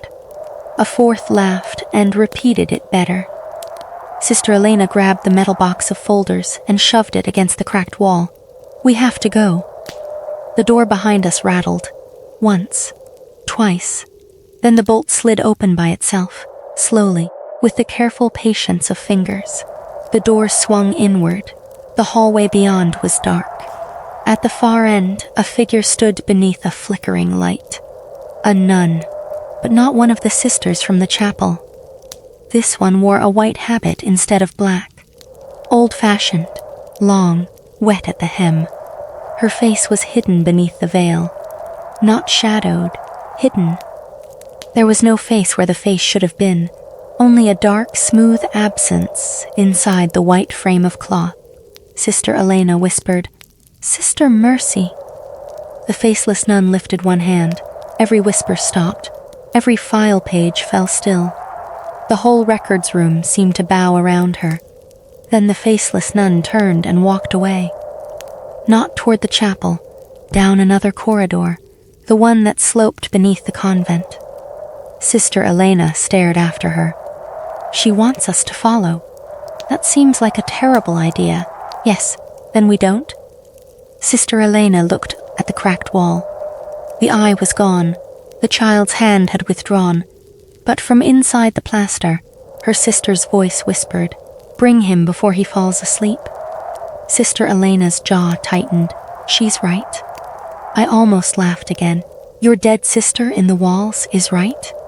No, she said. The thing using her is right. I looked at her, exhausted and furious. Why would it help us? Because not everything in the walls belongs to the thing below. The sentence stopped me. Sister Elena stepped into the hallway, holding the candle high. There are children trapped here who hate it. There are children trapped here who serve it. After this many years, sometimes even they do not know which they are.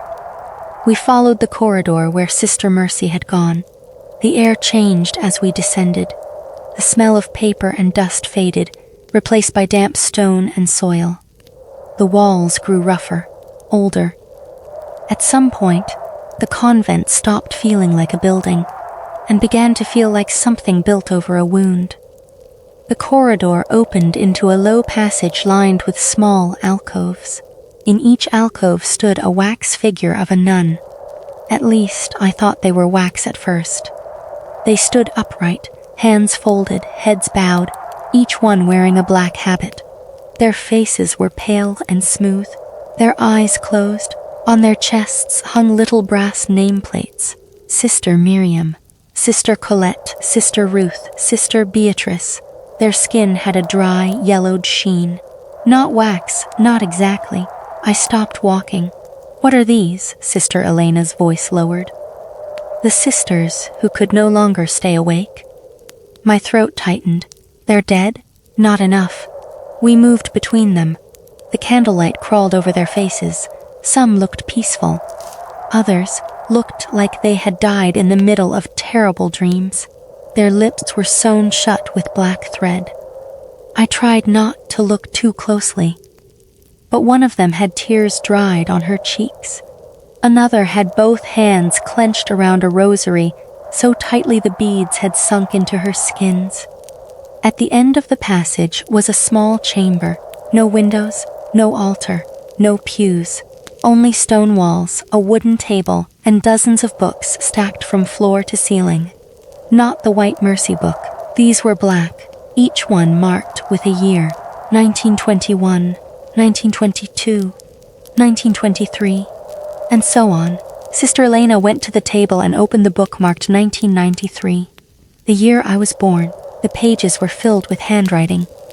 Different from my mother's. Older. Stricter. Sister Agnes's, I guessed. Sister Elena searched until she found the entry she wanted. Then she turned the book toward me. I read, January 19. Margaret Vale delivered a male child at 3:33 during the third reversal. The hatch opened without hand or key. The child did not cry. The mouth below spoke first. It named him before his mother could. I felt the blood leave my face. Sister Elena turned the page. January 20. We attempted to burn the first name. It did not burn. January 21. Sister Mercy appeared in the glass and demanded the child be returned below. Sister Agnes refused. January 22nd. Margaret Vale agreed to the sleep covenant. The child will be given false names in the outer world. His true name will be divided. No single living mouth may hold it. I read the last line twice. No single living mouth may hold it, I whispered. Sister Elena nodded. Your mother knew part. Sister Agnes knew part. The book held part. The rest was hidden in the prayer. Then how is it learning? Sister Elena looked toward the ceiling. Because pieces are dying. A cold understanding moved through me. My mother. Yes, and the nuns. Yes. The prayer is breaking. Yes. From somewhere above us, the chapel bell rang. Once, the sound rolled down through stone and marrow. Sister Elena turned another page with trembling fingers. There, pasted between entries, was a photograph I had never seen. My mother on a narrow bed, exhausted, holding me as a newborn. Sister Agnes stood beside her. A younger Sister Elena stood in the background, still a girl herself, watching with hollow eyes. And near the foot of the bed, almost hidden in shadow, stood the faceless nun in white, Sister Mercy. Her hand rested on the blanket near my tiny feet. Someone had scratched deep lines across her face in the photograph. But since she had no face, the marks only made the darkness there look deeper. Beneath the photograph, Sister Agnes had written, "It touched him before dawn." I stepped away from the table. No, the word came out flat, a refusal of the page, of the room, of my mother, of the whole impossible architecture of my life. Sister Elena closed the book gently. "I am sorry. This time I did not tell her to stop. I was too tired, and that terrified me." My eyelids felt heavy, not natural heavy, pulled, as if something under the convent had hooked small weights to them. Sister Elena saw it immediately. "You have to stay awake." "I know." "No. Listen to me. You have to stay awake now." I rubbed my face hard. "How long have I been here?" She looked at the candle. "Time is not reliable." "How long?" "Long enough." The chamber darkened. The candle flame shrank to a blue point. From the passage behind us came the soft drag of fabric. One of the not dead sisters in the alcoves had moved. Then another. Their sewn mouths twitched. Black threads stretched. Sister Elena whispered a prayer under her breath. Not backward. Forward. Desperate. A voice spoke from the far wall. Not my mother's. Not mine. A chorus of little girls, all whispering together. They said my full name, correctly, for the first time. The candle went out. In the darkness, every book in the chamber opened at once. Pages turned by themselves, faster and faster, filling the room with a dry, rushing sound like wings. Then something beneath the floor knocked. Once, twice, 3 times, and from inside the walls the dead girls began to sing me a lullaby. Part 6. The nun who was my mother. The dead girls, sanangs in the walls. Not loudly. That would have been easier. A loud sound gives you something to resist. You can cover your ears. You can shout over it. You can tell yourself it is only noise. But their song was soft. Soft enough to feel private. Soft enough to feel like it had always belonged to me.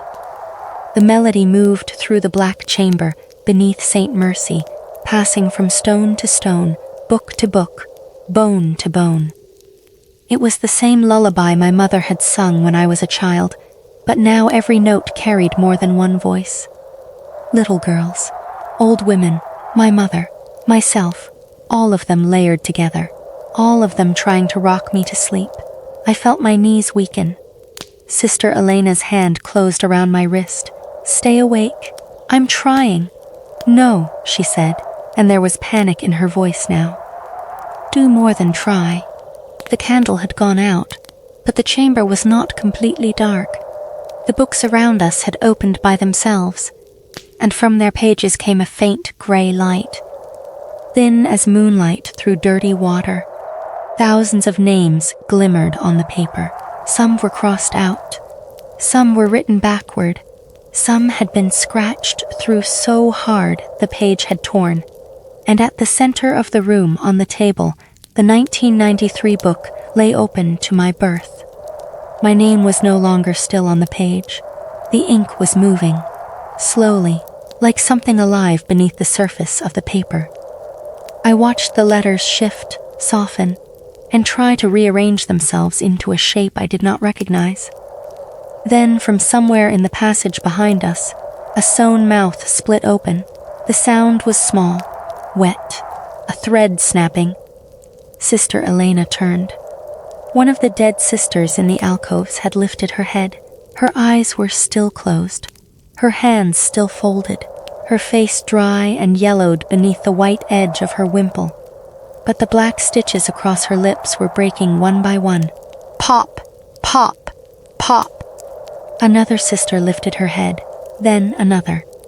All down the passage, the not-dead nuns began waking from whatever half-sleep had held them upright for years. Sister Elena backed toward me. That should not be happening. The dead girls kept singing. The first sister opened her mouth. No tongue moved inside it. No breath came from her lungs. But my mother's voice came out. Baby. I gripped the edge of the table until my fingers hurt. The second sister spoke with my mother's voice too. You look so tired. The third whispered, Close your eyes. Then all of them spoke at once, a corridor of dead women, using the same voice. My sweet boy, just close your eyes. I wanted to scream. Instead, I laughed once. A small, broken sound. Because there are kinds of horror the body has no proper reaction for. Sister Elena pulled me toward the far side of the chamber. There's another way out. There's always another way deeper, I said. She looked at me. For 1 second, even in that impossible place, she almost smiled. Then the books slammed shut, every one of them. The gray light vanished. Darkness swallowed the chamber. A handbell rang somewhere above us. Not in the chapel, not in the bell tower, in the dark with us. Sister Elena froze. A voice spoke from the passage. Not my mother's. Sister Agnes. Elena. Relief and dread crossed Sister Elena's face at the same time. Mother? A flame appeared in the darkness. Then another. Then 7. The nuns came down the passage carrying candles. Sister Agnes led them. Her face looked worse than before. Older, thinner. The skin beneath her eyes had darkened. And for the first time, I saw that her hands were shaking. Behind her came the other sisters from the chapel, each holding a candle, each moving carefully between the alcoves of half-waking dead nuns. None looked at the sewn mouths. None looked at me. Only Sister Agnes did. She stopped at the entrance to the chamber. You were told not to bring him here. Sister Elena lowered her head. He needed to know. He needed to remain unlearned. He was already being learned. The dead girls in the walls whispered my name again. Perfectly. Sister Agnes closed her eyes, just for a moment. It was the first time I had seen her blink. When she opened them, something had changed. Not softened, not exactly, but her certainty had cracked. She stepped into the chamber and looked at the open book on the table.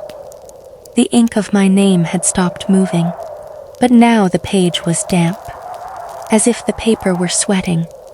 Sister Agnes placed her candle beside it. The prayer is failing. Sister Elena whispered, How long? Sister Agnes did not answer. How long? I asked. She looked at me. Until you sleep. The room seemed to tilt. I rubbed both hands over my face, hard enough to hurt. I am so tired of everyone saying that. Then listen carefully before tiredness becomes obedience. The dead girls stopped singing. The sudden silence was worse than the song. Sister Agnes turned to the other nuns. Prepare the lower chapel. One of them whispered, Mother, if we open it now. If we do not, Sister Agnes said, it will open him instead. The nun went pale, but she nodded. The sisters moved around the chamber, taking black books from the shelves. Each one selected a different year. One took 1948. Another took 1969, another 1993. Sister Elena took none. She stayed beside me. Sister Agnes watched her. You should not have shown him Lucia. Sister Elena's face hardened. I did not show him, she called. That is not Lucia. I know. Do you? Sister Elena looked away. Sister Agnes sighed. It was the most human sound I had heard from her. Then she turned to me. You want your mother. The sentence was so direct that I could not answer. Sister Agnes continued, "That is how it will come, not with teeth, not with smoke, not with horns or blood. It will come as the person who suffered most for you, and it will ask to be rewarded for that suffering." I hated her because she was right. "You said my mother is gone." I said it learned her sound. "That's not the same thing." "No," Sister Agnes said, "it is not." Sister Elena looked at her sharply. "Mother," but Sister Agnes did not stop. "There are pieces of Margaret still here." The chamber seemed to lose air. "What pieces?" I asked. Sister Agnes looked toward the ceiling. "The last things a person gives willingly are the hardest to bury." I stepped closer. "What pieces?" "Her sleep," Sister Agnes said. "Her true fear, her final prayer, and the part of her that refused to stop being your mother." My throat closed. I tried to speak, but no sound came.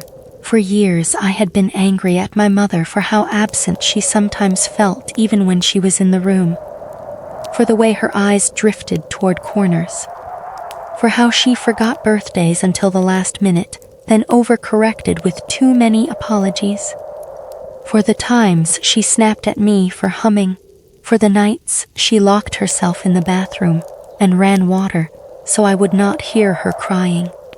I had thought fear had stolen parts of her from me. Now I understood she had handed those parts over, piece by piece, so I could grow up not knowing what had been waiting under my life. "Can I see her?" I whispered. Sister Ana shut her eyes. Sister Agnes's expression did not change. "No." "Is she here?" "Yes." "Then let me see her." "No." "Why?" "Because she would let you in." Those words struck harder than any refusal. Sister Agnes stepped closer. "Do not mistake love for safety. Your mother loved you more than she feared damnation, more than she feared us, more than she feared the thing below. That is why she is dangerous now. She would not hurt me. No, she would save you in the only way she understands. And that may be worse." I wanted to deny it. I wanted to say my mother would know the right thing to do. But the notebooks were still scattered in my mind. My mother had spent 30 years choosing pain if pain kept me alive one more morning. A person can become very dangerous when survival is the only language left. Sister Agnes gestured toward the passage. "Come," we followed her. The dead sisters in the alcoves had gone still again, though their mouths remained partly open. As I passed them, I heard whispers caught in their throats. Not words exactly, fragments. A child's laugh, a bell, rain. My mother saying my name wrong on purpose when I was little, just to make me smile. At the end of the passage, Sister Agnes unlocked a door, hidden behind a rotting tapestry. It opened onto a stairway spiraling down. The stones were older than the convent, much older. They were not cut cleanly, but shaped around something natural. A cave, maybe, or a wound in the earth that people had mistaken for a holy place because humans will worship anything that answers. The air below smelled wet, not basement wet, riverbed wet, grave soil wet. The nuns descended in silence, their candles lighting the curved walls. The shadows of their habits stretched long and crooked behind them. With each step, the pressure in my skull grew worse. I felt memories loosening, small ones at first. The name of my third-grade teacher, the color of my first bicycle, the apartment number of the place my mother and I had lived when I was 11.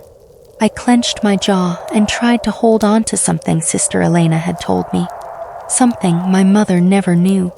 Something it cannot use. I searched myself and found almost nothing that did not somehow lead back to her. That was the cruelty of being loved well, even imperfectly. So much of me had her fingerprints on it. At the bottom of the stairs was the lower chapel. It was not a chapel in any ordinary sense. There were no pews, no altar, no windows, no saints. The room was circular, carved from dark stone that glistened with moisture. At its center stood a square hatch set into the floor, much older than the one beneath the altar upstairs. This was the real door. The chapel above had been built over it like a lid. Around the hatch were 7 iron rings embedded in the stone. Each ring had a chain attached to it. The chains ran across the floor and met at the center, hooked into a black iron plate that covered the hatch seam. The iron plate was bent.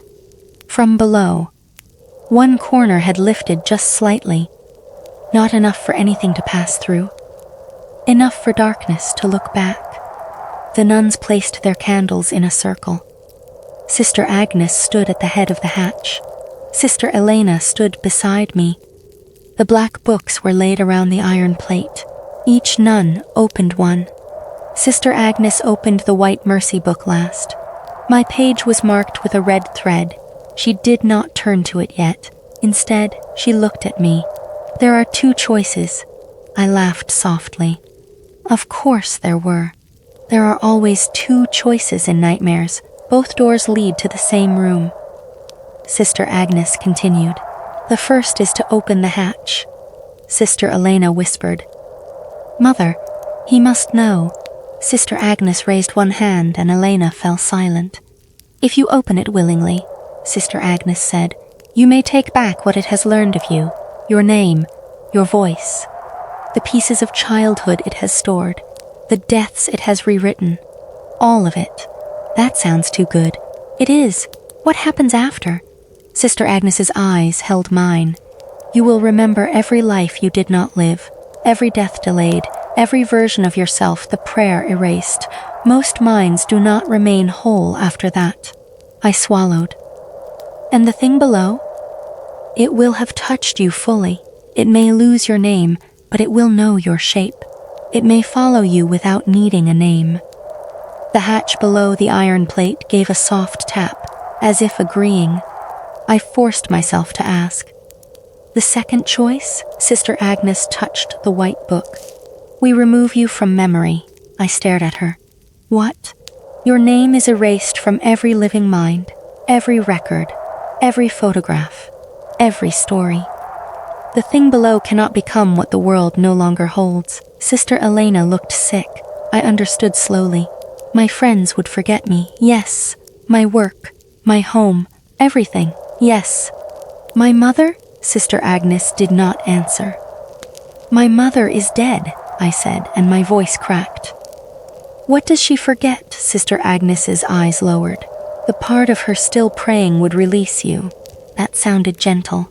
Then I understood. You mean she would forget why she stayed? Sister Agnes said nothing. The lower chapel became impossibly quiet. Choice 1. Open the hatch and possibly let the thing follow me forever. Choice 2. Erase myself so completely that even my mother's last remaining love would no longer know where to point. I looked at Sister Elena. She could not meet my eyes. You brought me here for this? I brought you here because upstairs it was already choosing for you. I looked back at Sister Agnes. There has to be another way. There was, she said, 33 years ago. What happened, Sister Mercy? At the sound of that name, every candle flame lowered. The hatch knocked once. Sister Agnes did not look at it. She was the first to hear the mouth below clearly. Before Saint Mercy was a home, before it was a convent, this land held a spring people believed could bring back children who died before baptism. Mothers came here carrying small bodies. They prayed over the water. Sometimes the water answered. The darkness beneath the iron plate seemed to thicken, but it did not return the children. Sister Agnes said, it returned the hunger for them. A chill went through me. Sister Mercy believed she could teach it mercy. She gave it names of the dead so it would not take the living. Sister Elena whispered. But dead names were not enough. No, Sister Agnes said. Dead names are cold. It wanted warm ones, names still attached to breath. The dead girls in the walls began whispering again, far above us now, like rain heard through the earth. Sister Mercy. Fed it records, Sister Agnes continued. Then voices, then dreams, then children no one would ask for loudly enough. The white habit, the faceless nun, the missing portrait. She became part of it, I said. Sister Agnes looked toward the hatch. No, she became its first mask, as if summoned by the words. The far wall of the lower chapel darkened. The shadows gathered into the shape of a woman in a white habit. Sister Mercy stood between two candle flames, faceless, motionless. The nuns bowed their heads. Sister Elena did not. She stared at the white figure with hatred. Sister Mercy lifted one hand and pointed at me, not accusing, claiming. From beneath the hatch, my mother's voice whispered, "Give him to me." The iron plate trembled. The chains tightened. Sister Agnes opened the white book to my page. "Choose," she said. I could not breathe. "Now. I can't. You must. I can't." The hatch knocked 3 times, not softly, not patiently. Hard enough that the iron plate jumped. One chain snapped loose from its ring and whipped across the stone floor. A nun cried out as it passed her face, but did not move from her place. The candles guttered. Sister Mercy took one silent step closer. Sister Agnes began the backward prayer. The other nuns joined her at once. Their voices filled the lower chapel, deeper and harsher than before. The stone walls carried the sound in circles until it seemed to come from inside my bones. Sister Elena grabbed my shoulders. "Think," she said. "There has to be something it doesn't know. I don't know. There has to be something your mother never touched. There isn't. There is." Her eyes burned into mine. "Not because she failed you, because you lived beyond her fear. There has to be something that is yours." The prayer grew louder. The iron plate bent upward another inch. A pale finger slid into the gap. Long, jointed, searching. The nuns prayed harder. Sister Mercy glided closer, her white habit trailing wet across dry stone. My eyelids sagged, sleep pressed down on me like a hand. For 1 second, I saw my bed at home, my real bed, my dark ceiling, my phone charging on the floor, the world outside Saint Mercy. I wanted it so badly, I almost closed my eyes. Then I remembered something, small, stupid. Mine. A gas station outside Cincinnati. I had been 23, driving alone after a fight with my mother. Not a dramatic fight. One of those tired, circular arguments about why I never told her where I was going, why she always needed to know, why love felt so much like surveillance when fear wore it long enough. I stopped for gas at midnight. Inside the station, a woman in a red jacket was buying coffee. The cashier's radio played an old song I did not know. I remember standing near the coolers and deciding, with sudden clarity, that I would not call my mother that night. Not to punish her, not because I did not love her, because I needed one night of my life to happen without entering her fear first. So I bought a cheap postcard from a rack near the register. It showed a cartoon bear holding a heart. I wrote nothing on it. I never sent it. I kept it in my glove box for years, blank. My mother never knew about that postcard. She never knew that night existed. It was not a grand secret. It was not noble, but it was mine. The moment I remembered it, the pressure in my skull cracked. The dead girl's whispers faltered. Sister Mercy stopped moving. Under the hatch, my mother's voice went silent. I whispered, "The postcard." Sister Elena leaned closer. "What?" I closed my eyes, but not to sleep, to hold the memory. The bare postcard, red jacket, gas station coffee. I never told her. The lower chapel shook. The thing below did not have that. I felt it reach for the memory and fail. For the first time since I entered Saint Mercy, there was a space inside me that did not echo. Sister Agnes heard the change in the room. Her prayer stumbled. She looked at me. "What did you remember?" "Something mine." Sister Mercy's faceless head tilted. The hatch slammed from below. The iron plate buckled. Another chain snapped. Sister Agnes shouted over the prayer, "Hold him!" 2 nuns seized the remaining chains. Sister Elena wrapped both arms around me from behind, as if sleep might drag me physically through the floor. The gap under the iron plate widened. A hand came through, not the long-jointed hand from before. A human hand, a woman's hand, small, tired, familiar. My mother's hand. I knew it immediately. The crooked ring finger from an old break. The thin scar near the thumb from when she cut herself opening a can when I was 10. The nails always trimmed short because of nursing work she had left before I was born. Her hand reached through the gap, palm upward, offering, begging. The backward prayer collapsed. Not completely, but enough. Sister Agnes stared at the hand with an expression so raw I almost did not recognize her. The hand held something, a photograph. Old, water-damaged, it slid across the stone toward me. Sister Elena whispered, "Do not touch it." But I was already looking. The photograph showed a family I had never seen. My mother sitting on a porch in summer light, me as a little boy beside her, and a man behind us with one hand on my shoulder. A father, a face, a life that had never happened. In the photograph, everyone was smiling. My mother looked rested, happy, whole. On the back, in handwriting almost like hers, were the words, "This is what they stole from us." My vision blurred. The hand beneath the hatch turned palm up again. My mother's voice came from below, not through a dead nun, not through the wall, directly from the dark. "I can still give it back."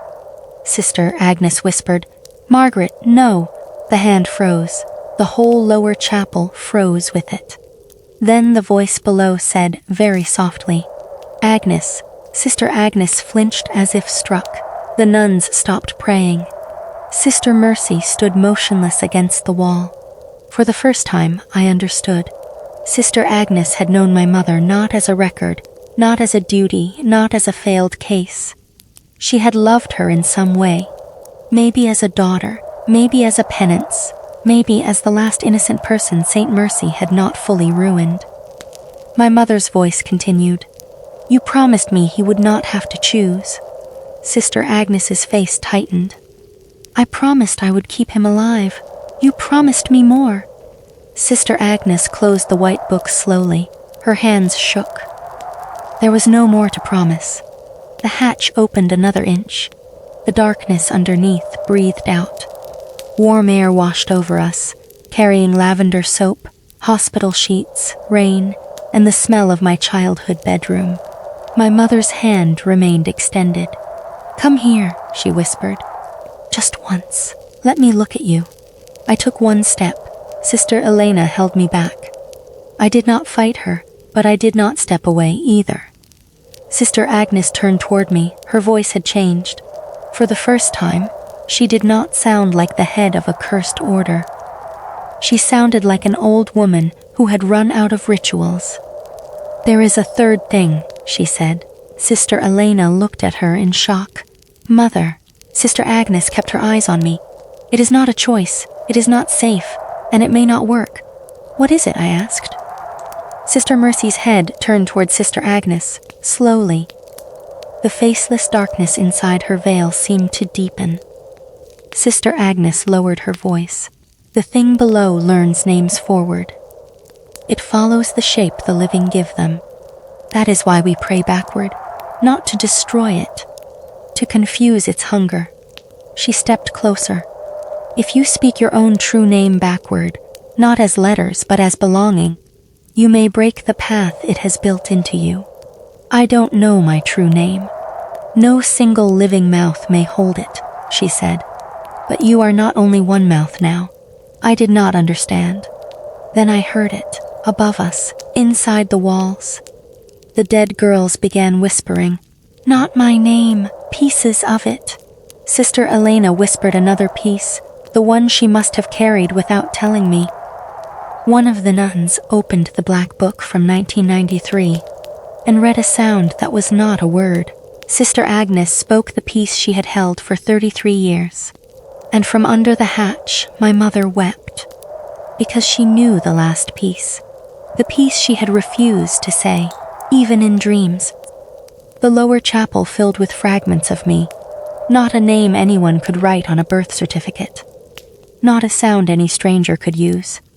Something older, something shaped by fear, love, blood, refusal, and all the deaths I had not died. The pieces circled me. Forward, they made a door. I understood that without knowing how. The thing below understood too. The hand withdrew. The darkness under the hatch screamed, not loudly, not like a monster. It screamed like a newborn denied breath. Sister Mercy rushed forward. For the first time, she moved fast. Her white habit flashed across the candlelight, her faceless veil opening like a hole. Sister Agnes stepped between us. "Elena," she shouted, "hold him awake." Then Sister Agnes did something I did not expect. She reached into her own mouth with 2 fingers and pulled. At first I thought she was choking. Then I saw the black thread. A stitch hidden under her tongue. She pulled it free. Blood ran down her chin, and with the thread came a sound. A name piece. My name piece. The one she had sewn into herself to keep it from ever being spoken. She spat blood onto the stone and whispered, "Now." The dead girls whispered backward. The nuns prayed backward. Sister Elena held me so tightly I could barely breathe. My mother sobbed beneath the hatch. Sister Mercy opened her faceless veil, and the darkness inside it began to say my name forward. I spoke first. Not a word, not exactly. A reversal, a refusal. A sound that felt like pulling my own shadow out of someone else's mouth. The lower chapel cracked from floor to ceiling. The hatch slammed shut so hard the remaining chains snapped. All the candles went black. In the darkness, my mother screamed my name, my true name, forward, and somewhere beneath us, something learned the final piece. Part 7. The name beneath the chapel. In the darkness beneath Saint Mercy, my mother screamed my true name, forward, whole, complete. And something below us answered. Not with a voice, with recognition. The sound moved through the lower chapel like a wound opening. Stone cracked under my feet. The chains snapped backward across the floor. Somewhere above us, the chapel bell rang over and over, not pulled by any hand, each toll shaking dust from the ceiling. I could not see, but I could feel everything. Sister Elena's arms around me. Sister Agnes breathing hard somewhere in front of us. The nuns praying in broken pieces.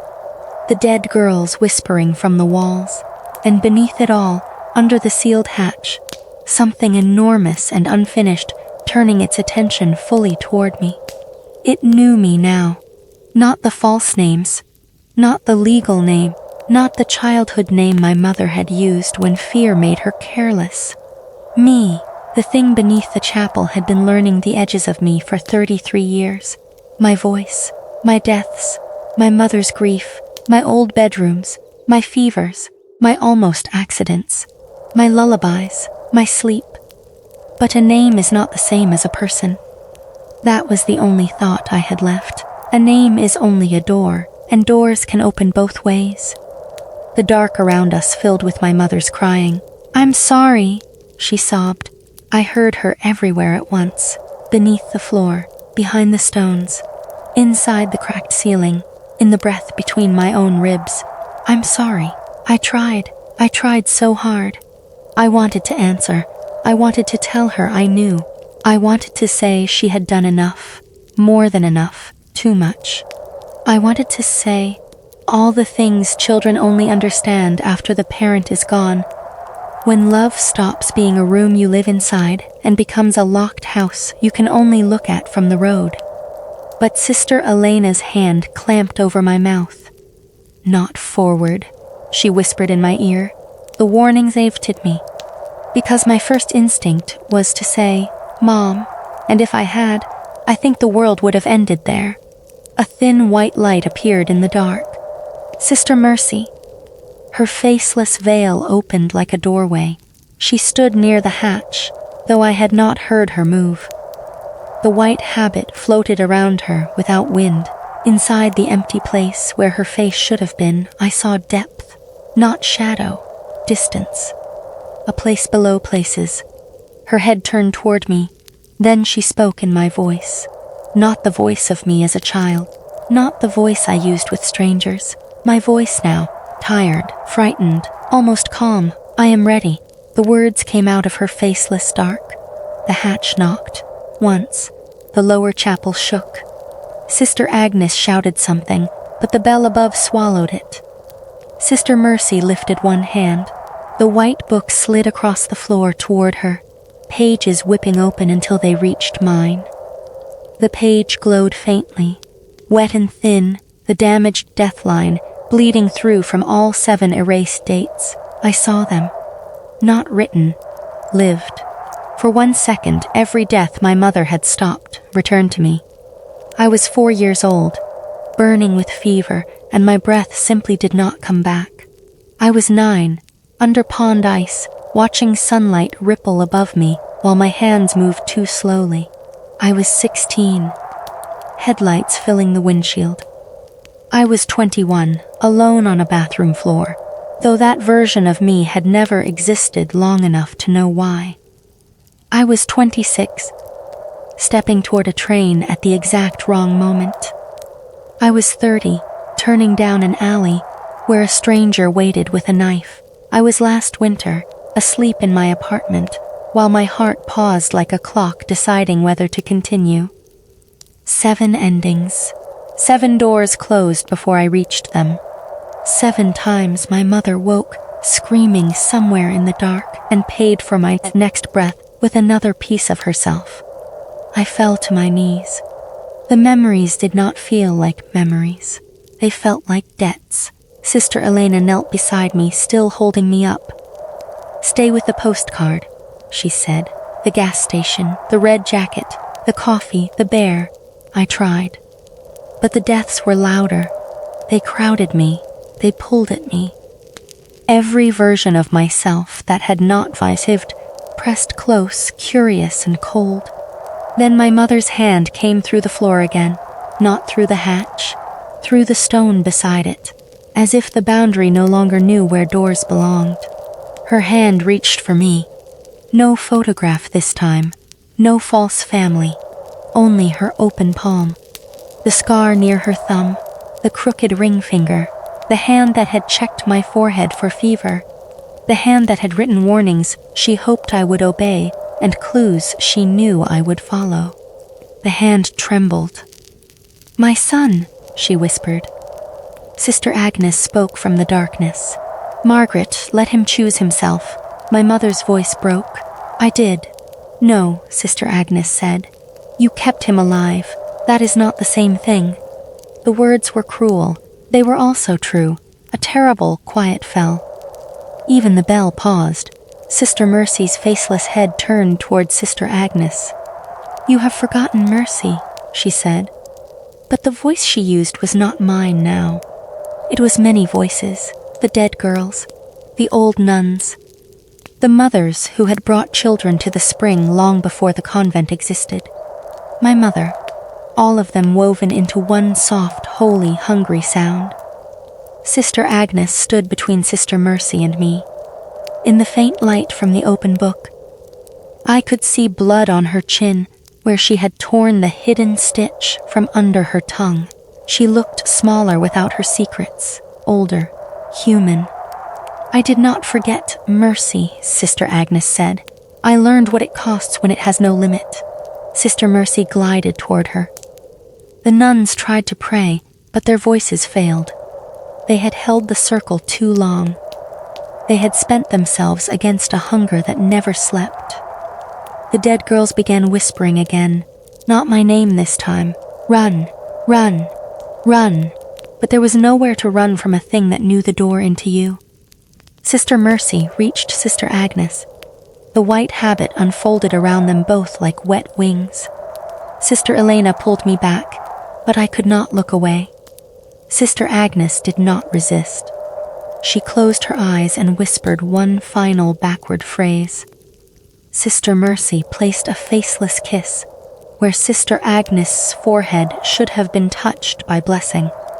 Then Sister Agnes vanished, not violently, not with blood or flame. She simply became difficult to see. Her outline thinned. The candlelight passed through her. Her black habit loosened and fell empty to the stone floor. For 1 second I remembered her. Then I almost did not. That was how fast it happened. I felt the memory of Sister Agnes sliding away from me. Her voice, her hands, her pale, unblinking eyes, her old sadness, the way she had said my mother's name. I grabbed the memory with everything I had. Sister Agnes, Sister Agnes, Sister Agnes. The name hurt to hold, but I held it. Sister Elena began sobbing beside me, not loudly, the sound of someone watching the last wall fall. Sister Mercy turned toward us. The hatch opened. No chain stopped it now, no prayer held it. The black iron plate bent upward like paper, stone split around it. Warm air rushed out, smelling of lavender soap, rainwater, candle wax, old wood, hospital sheets. And something underneath all of them that had no smell but made my body understand burial. A figure rose from the opening. Not a monster. That would have been easier too. It rose slowly, shaped from all the things it had learned. A woman's hand, a child's shoulder, a nun's bowed head, my mother's hair, my face half formed in the wrong place. A mouth where no mouth should be. It was not trying to frighten me, it was trying to be loved. That was the most horrifying thing I had ever seen. It looked at me with eyes it had borrowed from my mother and said, "I know you." The lower chapel split open around those words. Above us, somewhere impossibly far away, rain poured through the broken roof. The dead girls cried from the walls. The remaining nuns fell to their knees, not in prayer now, but exhaustion. Sister Elena whispered, "Say it backward. I don't know how." "Yes, you do." The thing took 1 step from the hatch. Its body changed as it moved. First my mother, then me as a child, then Sister Agnes, then the faceless white nun, then something almost like a little girl with too many joints. Each shape failed into the next. It was wearing everyone Saint Mercy had not been able to save. "Say it backwards," Sister Elena said again. The pieces of my true name still circled in my head. Forward, they made a door. That was what Sister Agnes had said. Forward, the thing could enter. Forward, grief could answer. Forward, my mother could call me back into the same trap she had died holding shut. So I did not think of the name as letters. I thought of it as a path. From my mother's fear to my first breath. From the chapel hatch to the false names. From the deaths erased to the life I remembered. From Saint Mercy to the gas station. From the gas station to the blank postcards. The postcard. The cartoon bear. The red jacket. The coffee. The one night my mother never knew. The one night the thing had never touched. I stood. Sister Elena let me go. The thing stopped. Its borrowed eyes widened. My mother's voice came from somewhere inside it. "Don't leave me." I almost broke. Even then, after everything, I almost chose the voice. Because some part of me was still a child in a dark room, waiting for my mother to come turn on the light. But another part of me was a man standing alone in a gas station at midnight, holding a blank postcard, realizing love did not have to know everything to be real. I opened my mouth, and I spoke my name backward. Not as sound, as refusal. The lower chapel screamed. The scream did not come from the thing alone. It came from the walls, the books, the hatch, the bell, the faceless nun, the dead sisters, The records room, the chapel above, the fountain outside, the whole body of Saint Mercy, realizing something inside it had been named incorrectly for too long. My voice tore through the dark. The name reversed itself in the air, folding back through every place it had been stolen. The dead girls stopped whispering. Then, one by one, they began saying their own names: Clara, Ruth, Evelyn, Mary, Josephine, Lucia. Hundreds of names moved through the stone, not backward, forward, but not as doors, as returns. The walls cracked, tiny hands pressed through plaster above us, not reaching for me now, but upward, outward, toward whatever light could still find them. Sister Mercy staggered. Her white veil opened wider, and inside the faceless dark, I saw thousands of mouths trying to speak at once. The thing below reached for me. Its hand became my mother's again. "Please," she said, but this time I heard the difference. My mother had always sounded tired. This voice sounded hungry for tiredness. I spoke the reversed name again. The hand split apart into smoke and candle ash. The figure collapsed inward, not dying, not exactly, but forgetting how to stand in my shape. The hatch behind it widened into impossible darkness. For a moment, I saw what waited below Saint Mercy. Not a room, not a tunnel. A vast black water, still as glass, filled with reflections of children who had never been allowed to grow old. Above that water hung names like stars, dimming one by one. And at the edge of the water stood my mother, my real mother. Not young, not restored, not smiling. She looked exactly as she had in the hospital bed, thin and exhausted, but standing. Her hair was loose around her face. Her eyes were full of tears.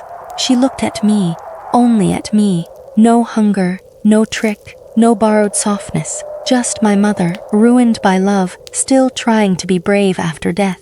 I could not speak forward. I knew that. So I placed my hand over my heart. The gesture was small, maybe meaningless, but she understood. She had always understood the things I could not say. My mother smiled, not happily, peacefully. Then she turned away from me and walked toward the black water. I tried to move after her. Sister Elena caught my arm. No, I fought her, only for a second. Then I saw my mother look back. She shook her head once, firm, motherly, the same way she had when I reached for a hot stove as a child. No. Behind her, the dead girls gathered at the water's edge. Lucia stood among them, small and pale, holding Clara's hand. Sister Agnes appeared too, faint and flickering, no longer in command of anything. She stood apart from my mother, and for a moment the two women looked at each other. I do not know what passed between them.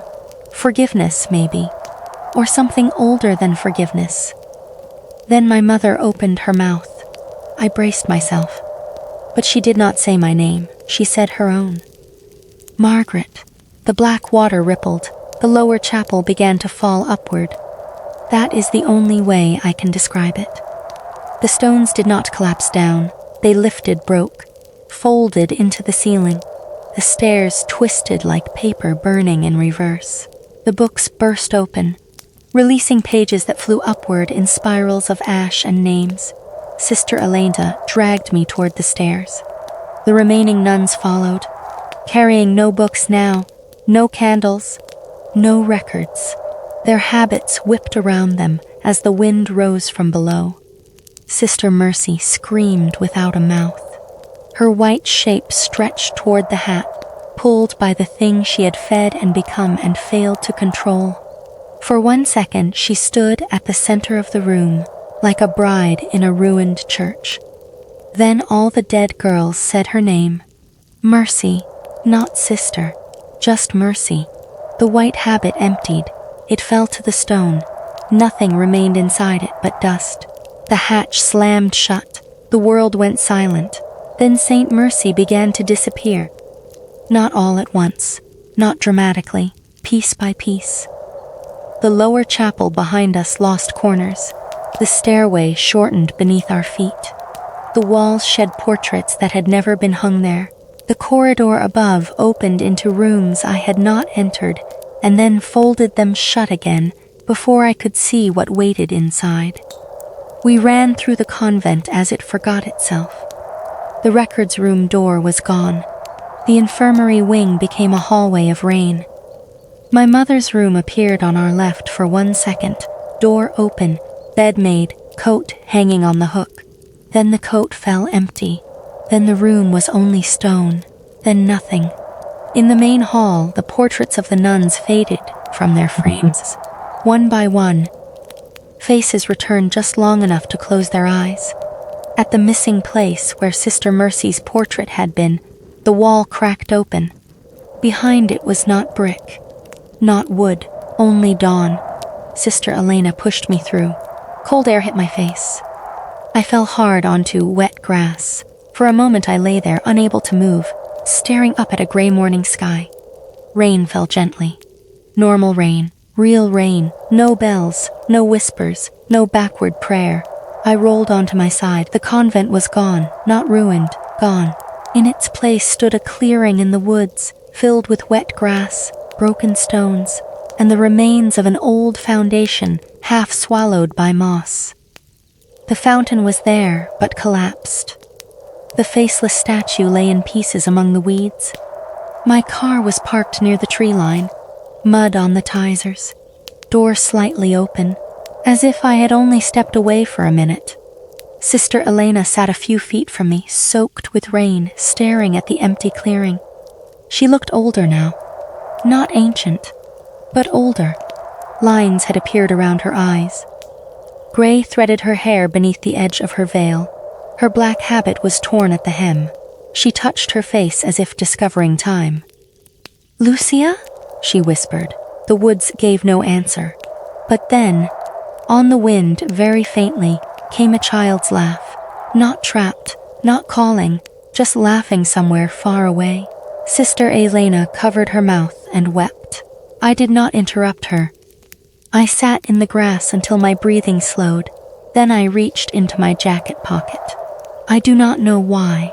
Maybe because some part of me felt heavier there. Inside was the White Mercy book. Smaller now, no larger than a pocket notebook. The leather cover was soft and damp. I opened it with shaking hands. Most of the pages were blank. No names, no death dates, no records. Only one page had writing on it. My mother's handwriting. "You are not the name they gave you. You are not the deaths they took from you. You are not the thing that called from below. You are the one who came home." Below that was another line, written smaller. "Sleep now if you can." I stared at those words for a long time.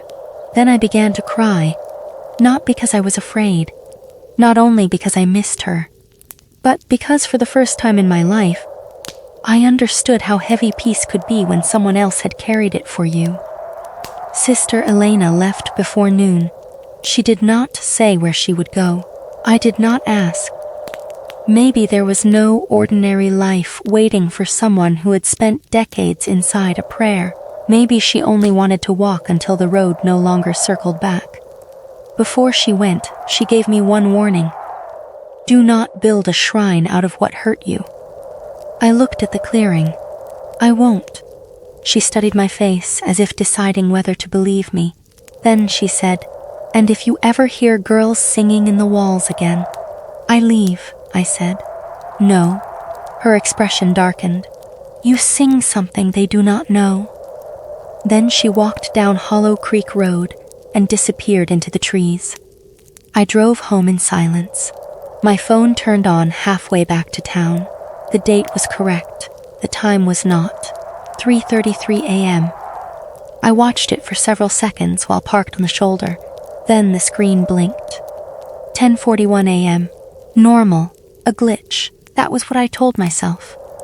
People survive impossible things by giving them ordinary names. Grief, stress, shock, a glitch. I went back to my mother's apartment first. The donation bag was still there. Her wool coat was inside, dry, folded, missing one button. I sat on the floor and held it for a long time. That night I went home. I did not sleep immediately. I made coffee I did not drink. I turned on every light. I checked my bedroom walls for cracks. I listened to the pipes. I watched the corners. I waited for lavender soap, for bells, for backward humming. Nothing came. Around midnight, exhaustion finally began to soften the room. I lay down without turning off the lamp. For the first time in years, I tried to remember my mother without remembering her fear. It was harder than I expected, but not impossible. I remembered her burning toast and laughing at herself. I remembered her singing badly in the car until a choir came on the radio and made her go quiet. I remembered her buying me a winter coat too large so I could grow into safety. I remembered once, when I was 12, asking why she never slept, and her saying, "Because somebody has to keep morning on schedule." I smiled at that, a little. Then I slept. I did not dream of Saint Mercy. I dreamed of a gas station outside Cincinnati, fluorescent lights, a woman in a red jacket buying coffee, a radio playing an old song I still did not know, a rack of postcards by the register. I picked up the one with the cartoon bear holding a heart. This time, there was writing on the back. Not my handwriting, my mother's. I turned it over and read, "I did not need to know every room in you to love the house." When I woke, I was crying. Morning light filled my bedroom. Real morning. The kind my mother had spent her life listening for. For almost a week, nothing happened. I buried my mother. Again, in a way. Not her body. That had already been done. I buried the version of her I had resented. The version I had mistaken for distant, controlling, strange. I buried the idea that love must explain itself perfectly to count as love. I kept the small white book in a drawer. I did not open it. I tried to return to normal life. I answered emails. I bought groceries. I threw away expired milk. I went to work and listened to people complain about deadlines, parking, weather, small, ordinary problems that felt like miracles. Then, on the 7th night, I woke before my alarm. The room was dark, not unnaturally dark, just night. My phone lay on the bedside table. The screen was on. 3:33 a.m. I stared at it. My heart began to pound. From the wall beside my bed came a sound, very soft. Not knocking, not whispering, singing. A child's voice, then another, then a woman's voice beneath them. I sat up slowly. The song was not backward. That was the only reason I did not run. It was the lullaby. Forward, gentle, almost peaceful. I pressed my ear to the wall. The singing stopped. For a moment there was only my own breathing. Then a voice whispered from inside the wall. Not my mother's. Not Sister Mercy's, not mine. A little girl.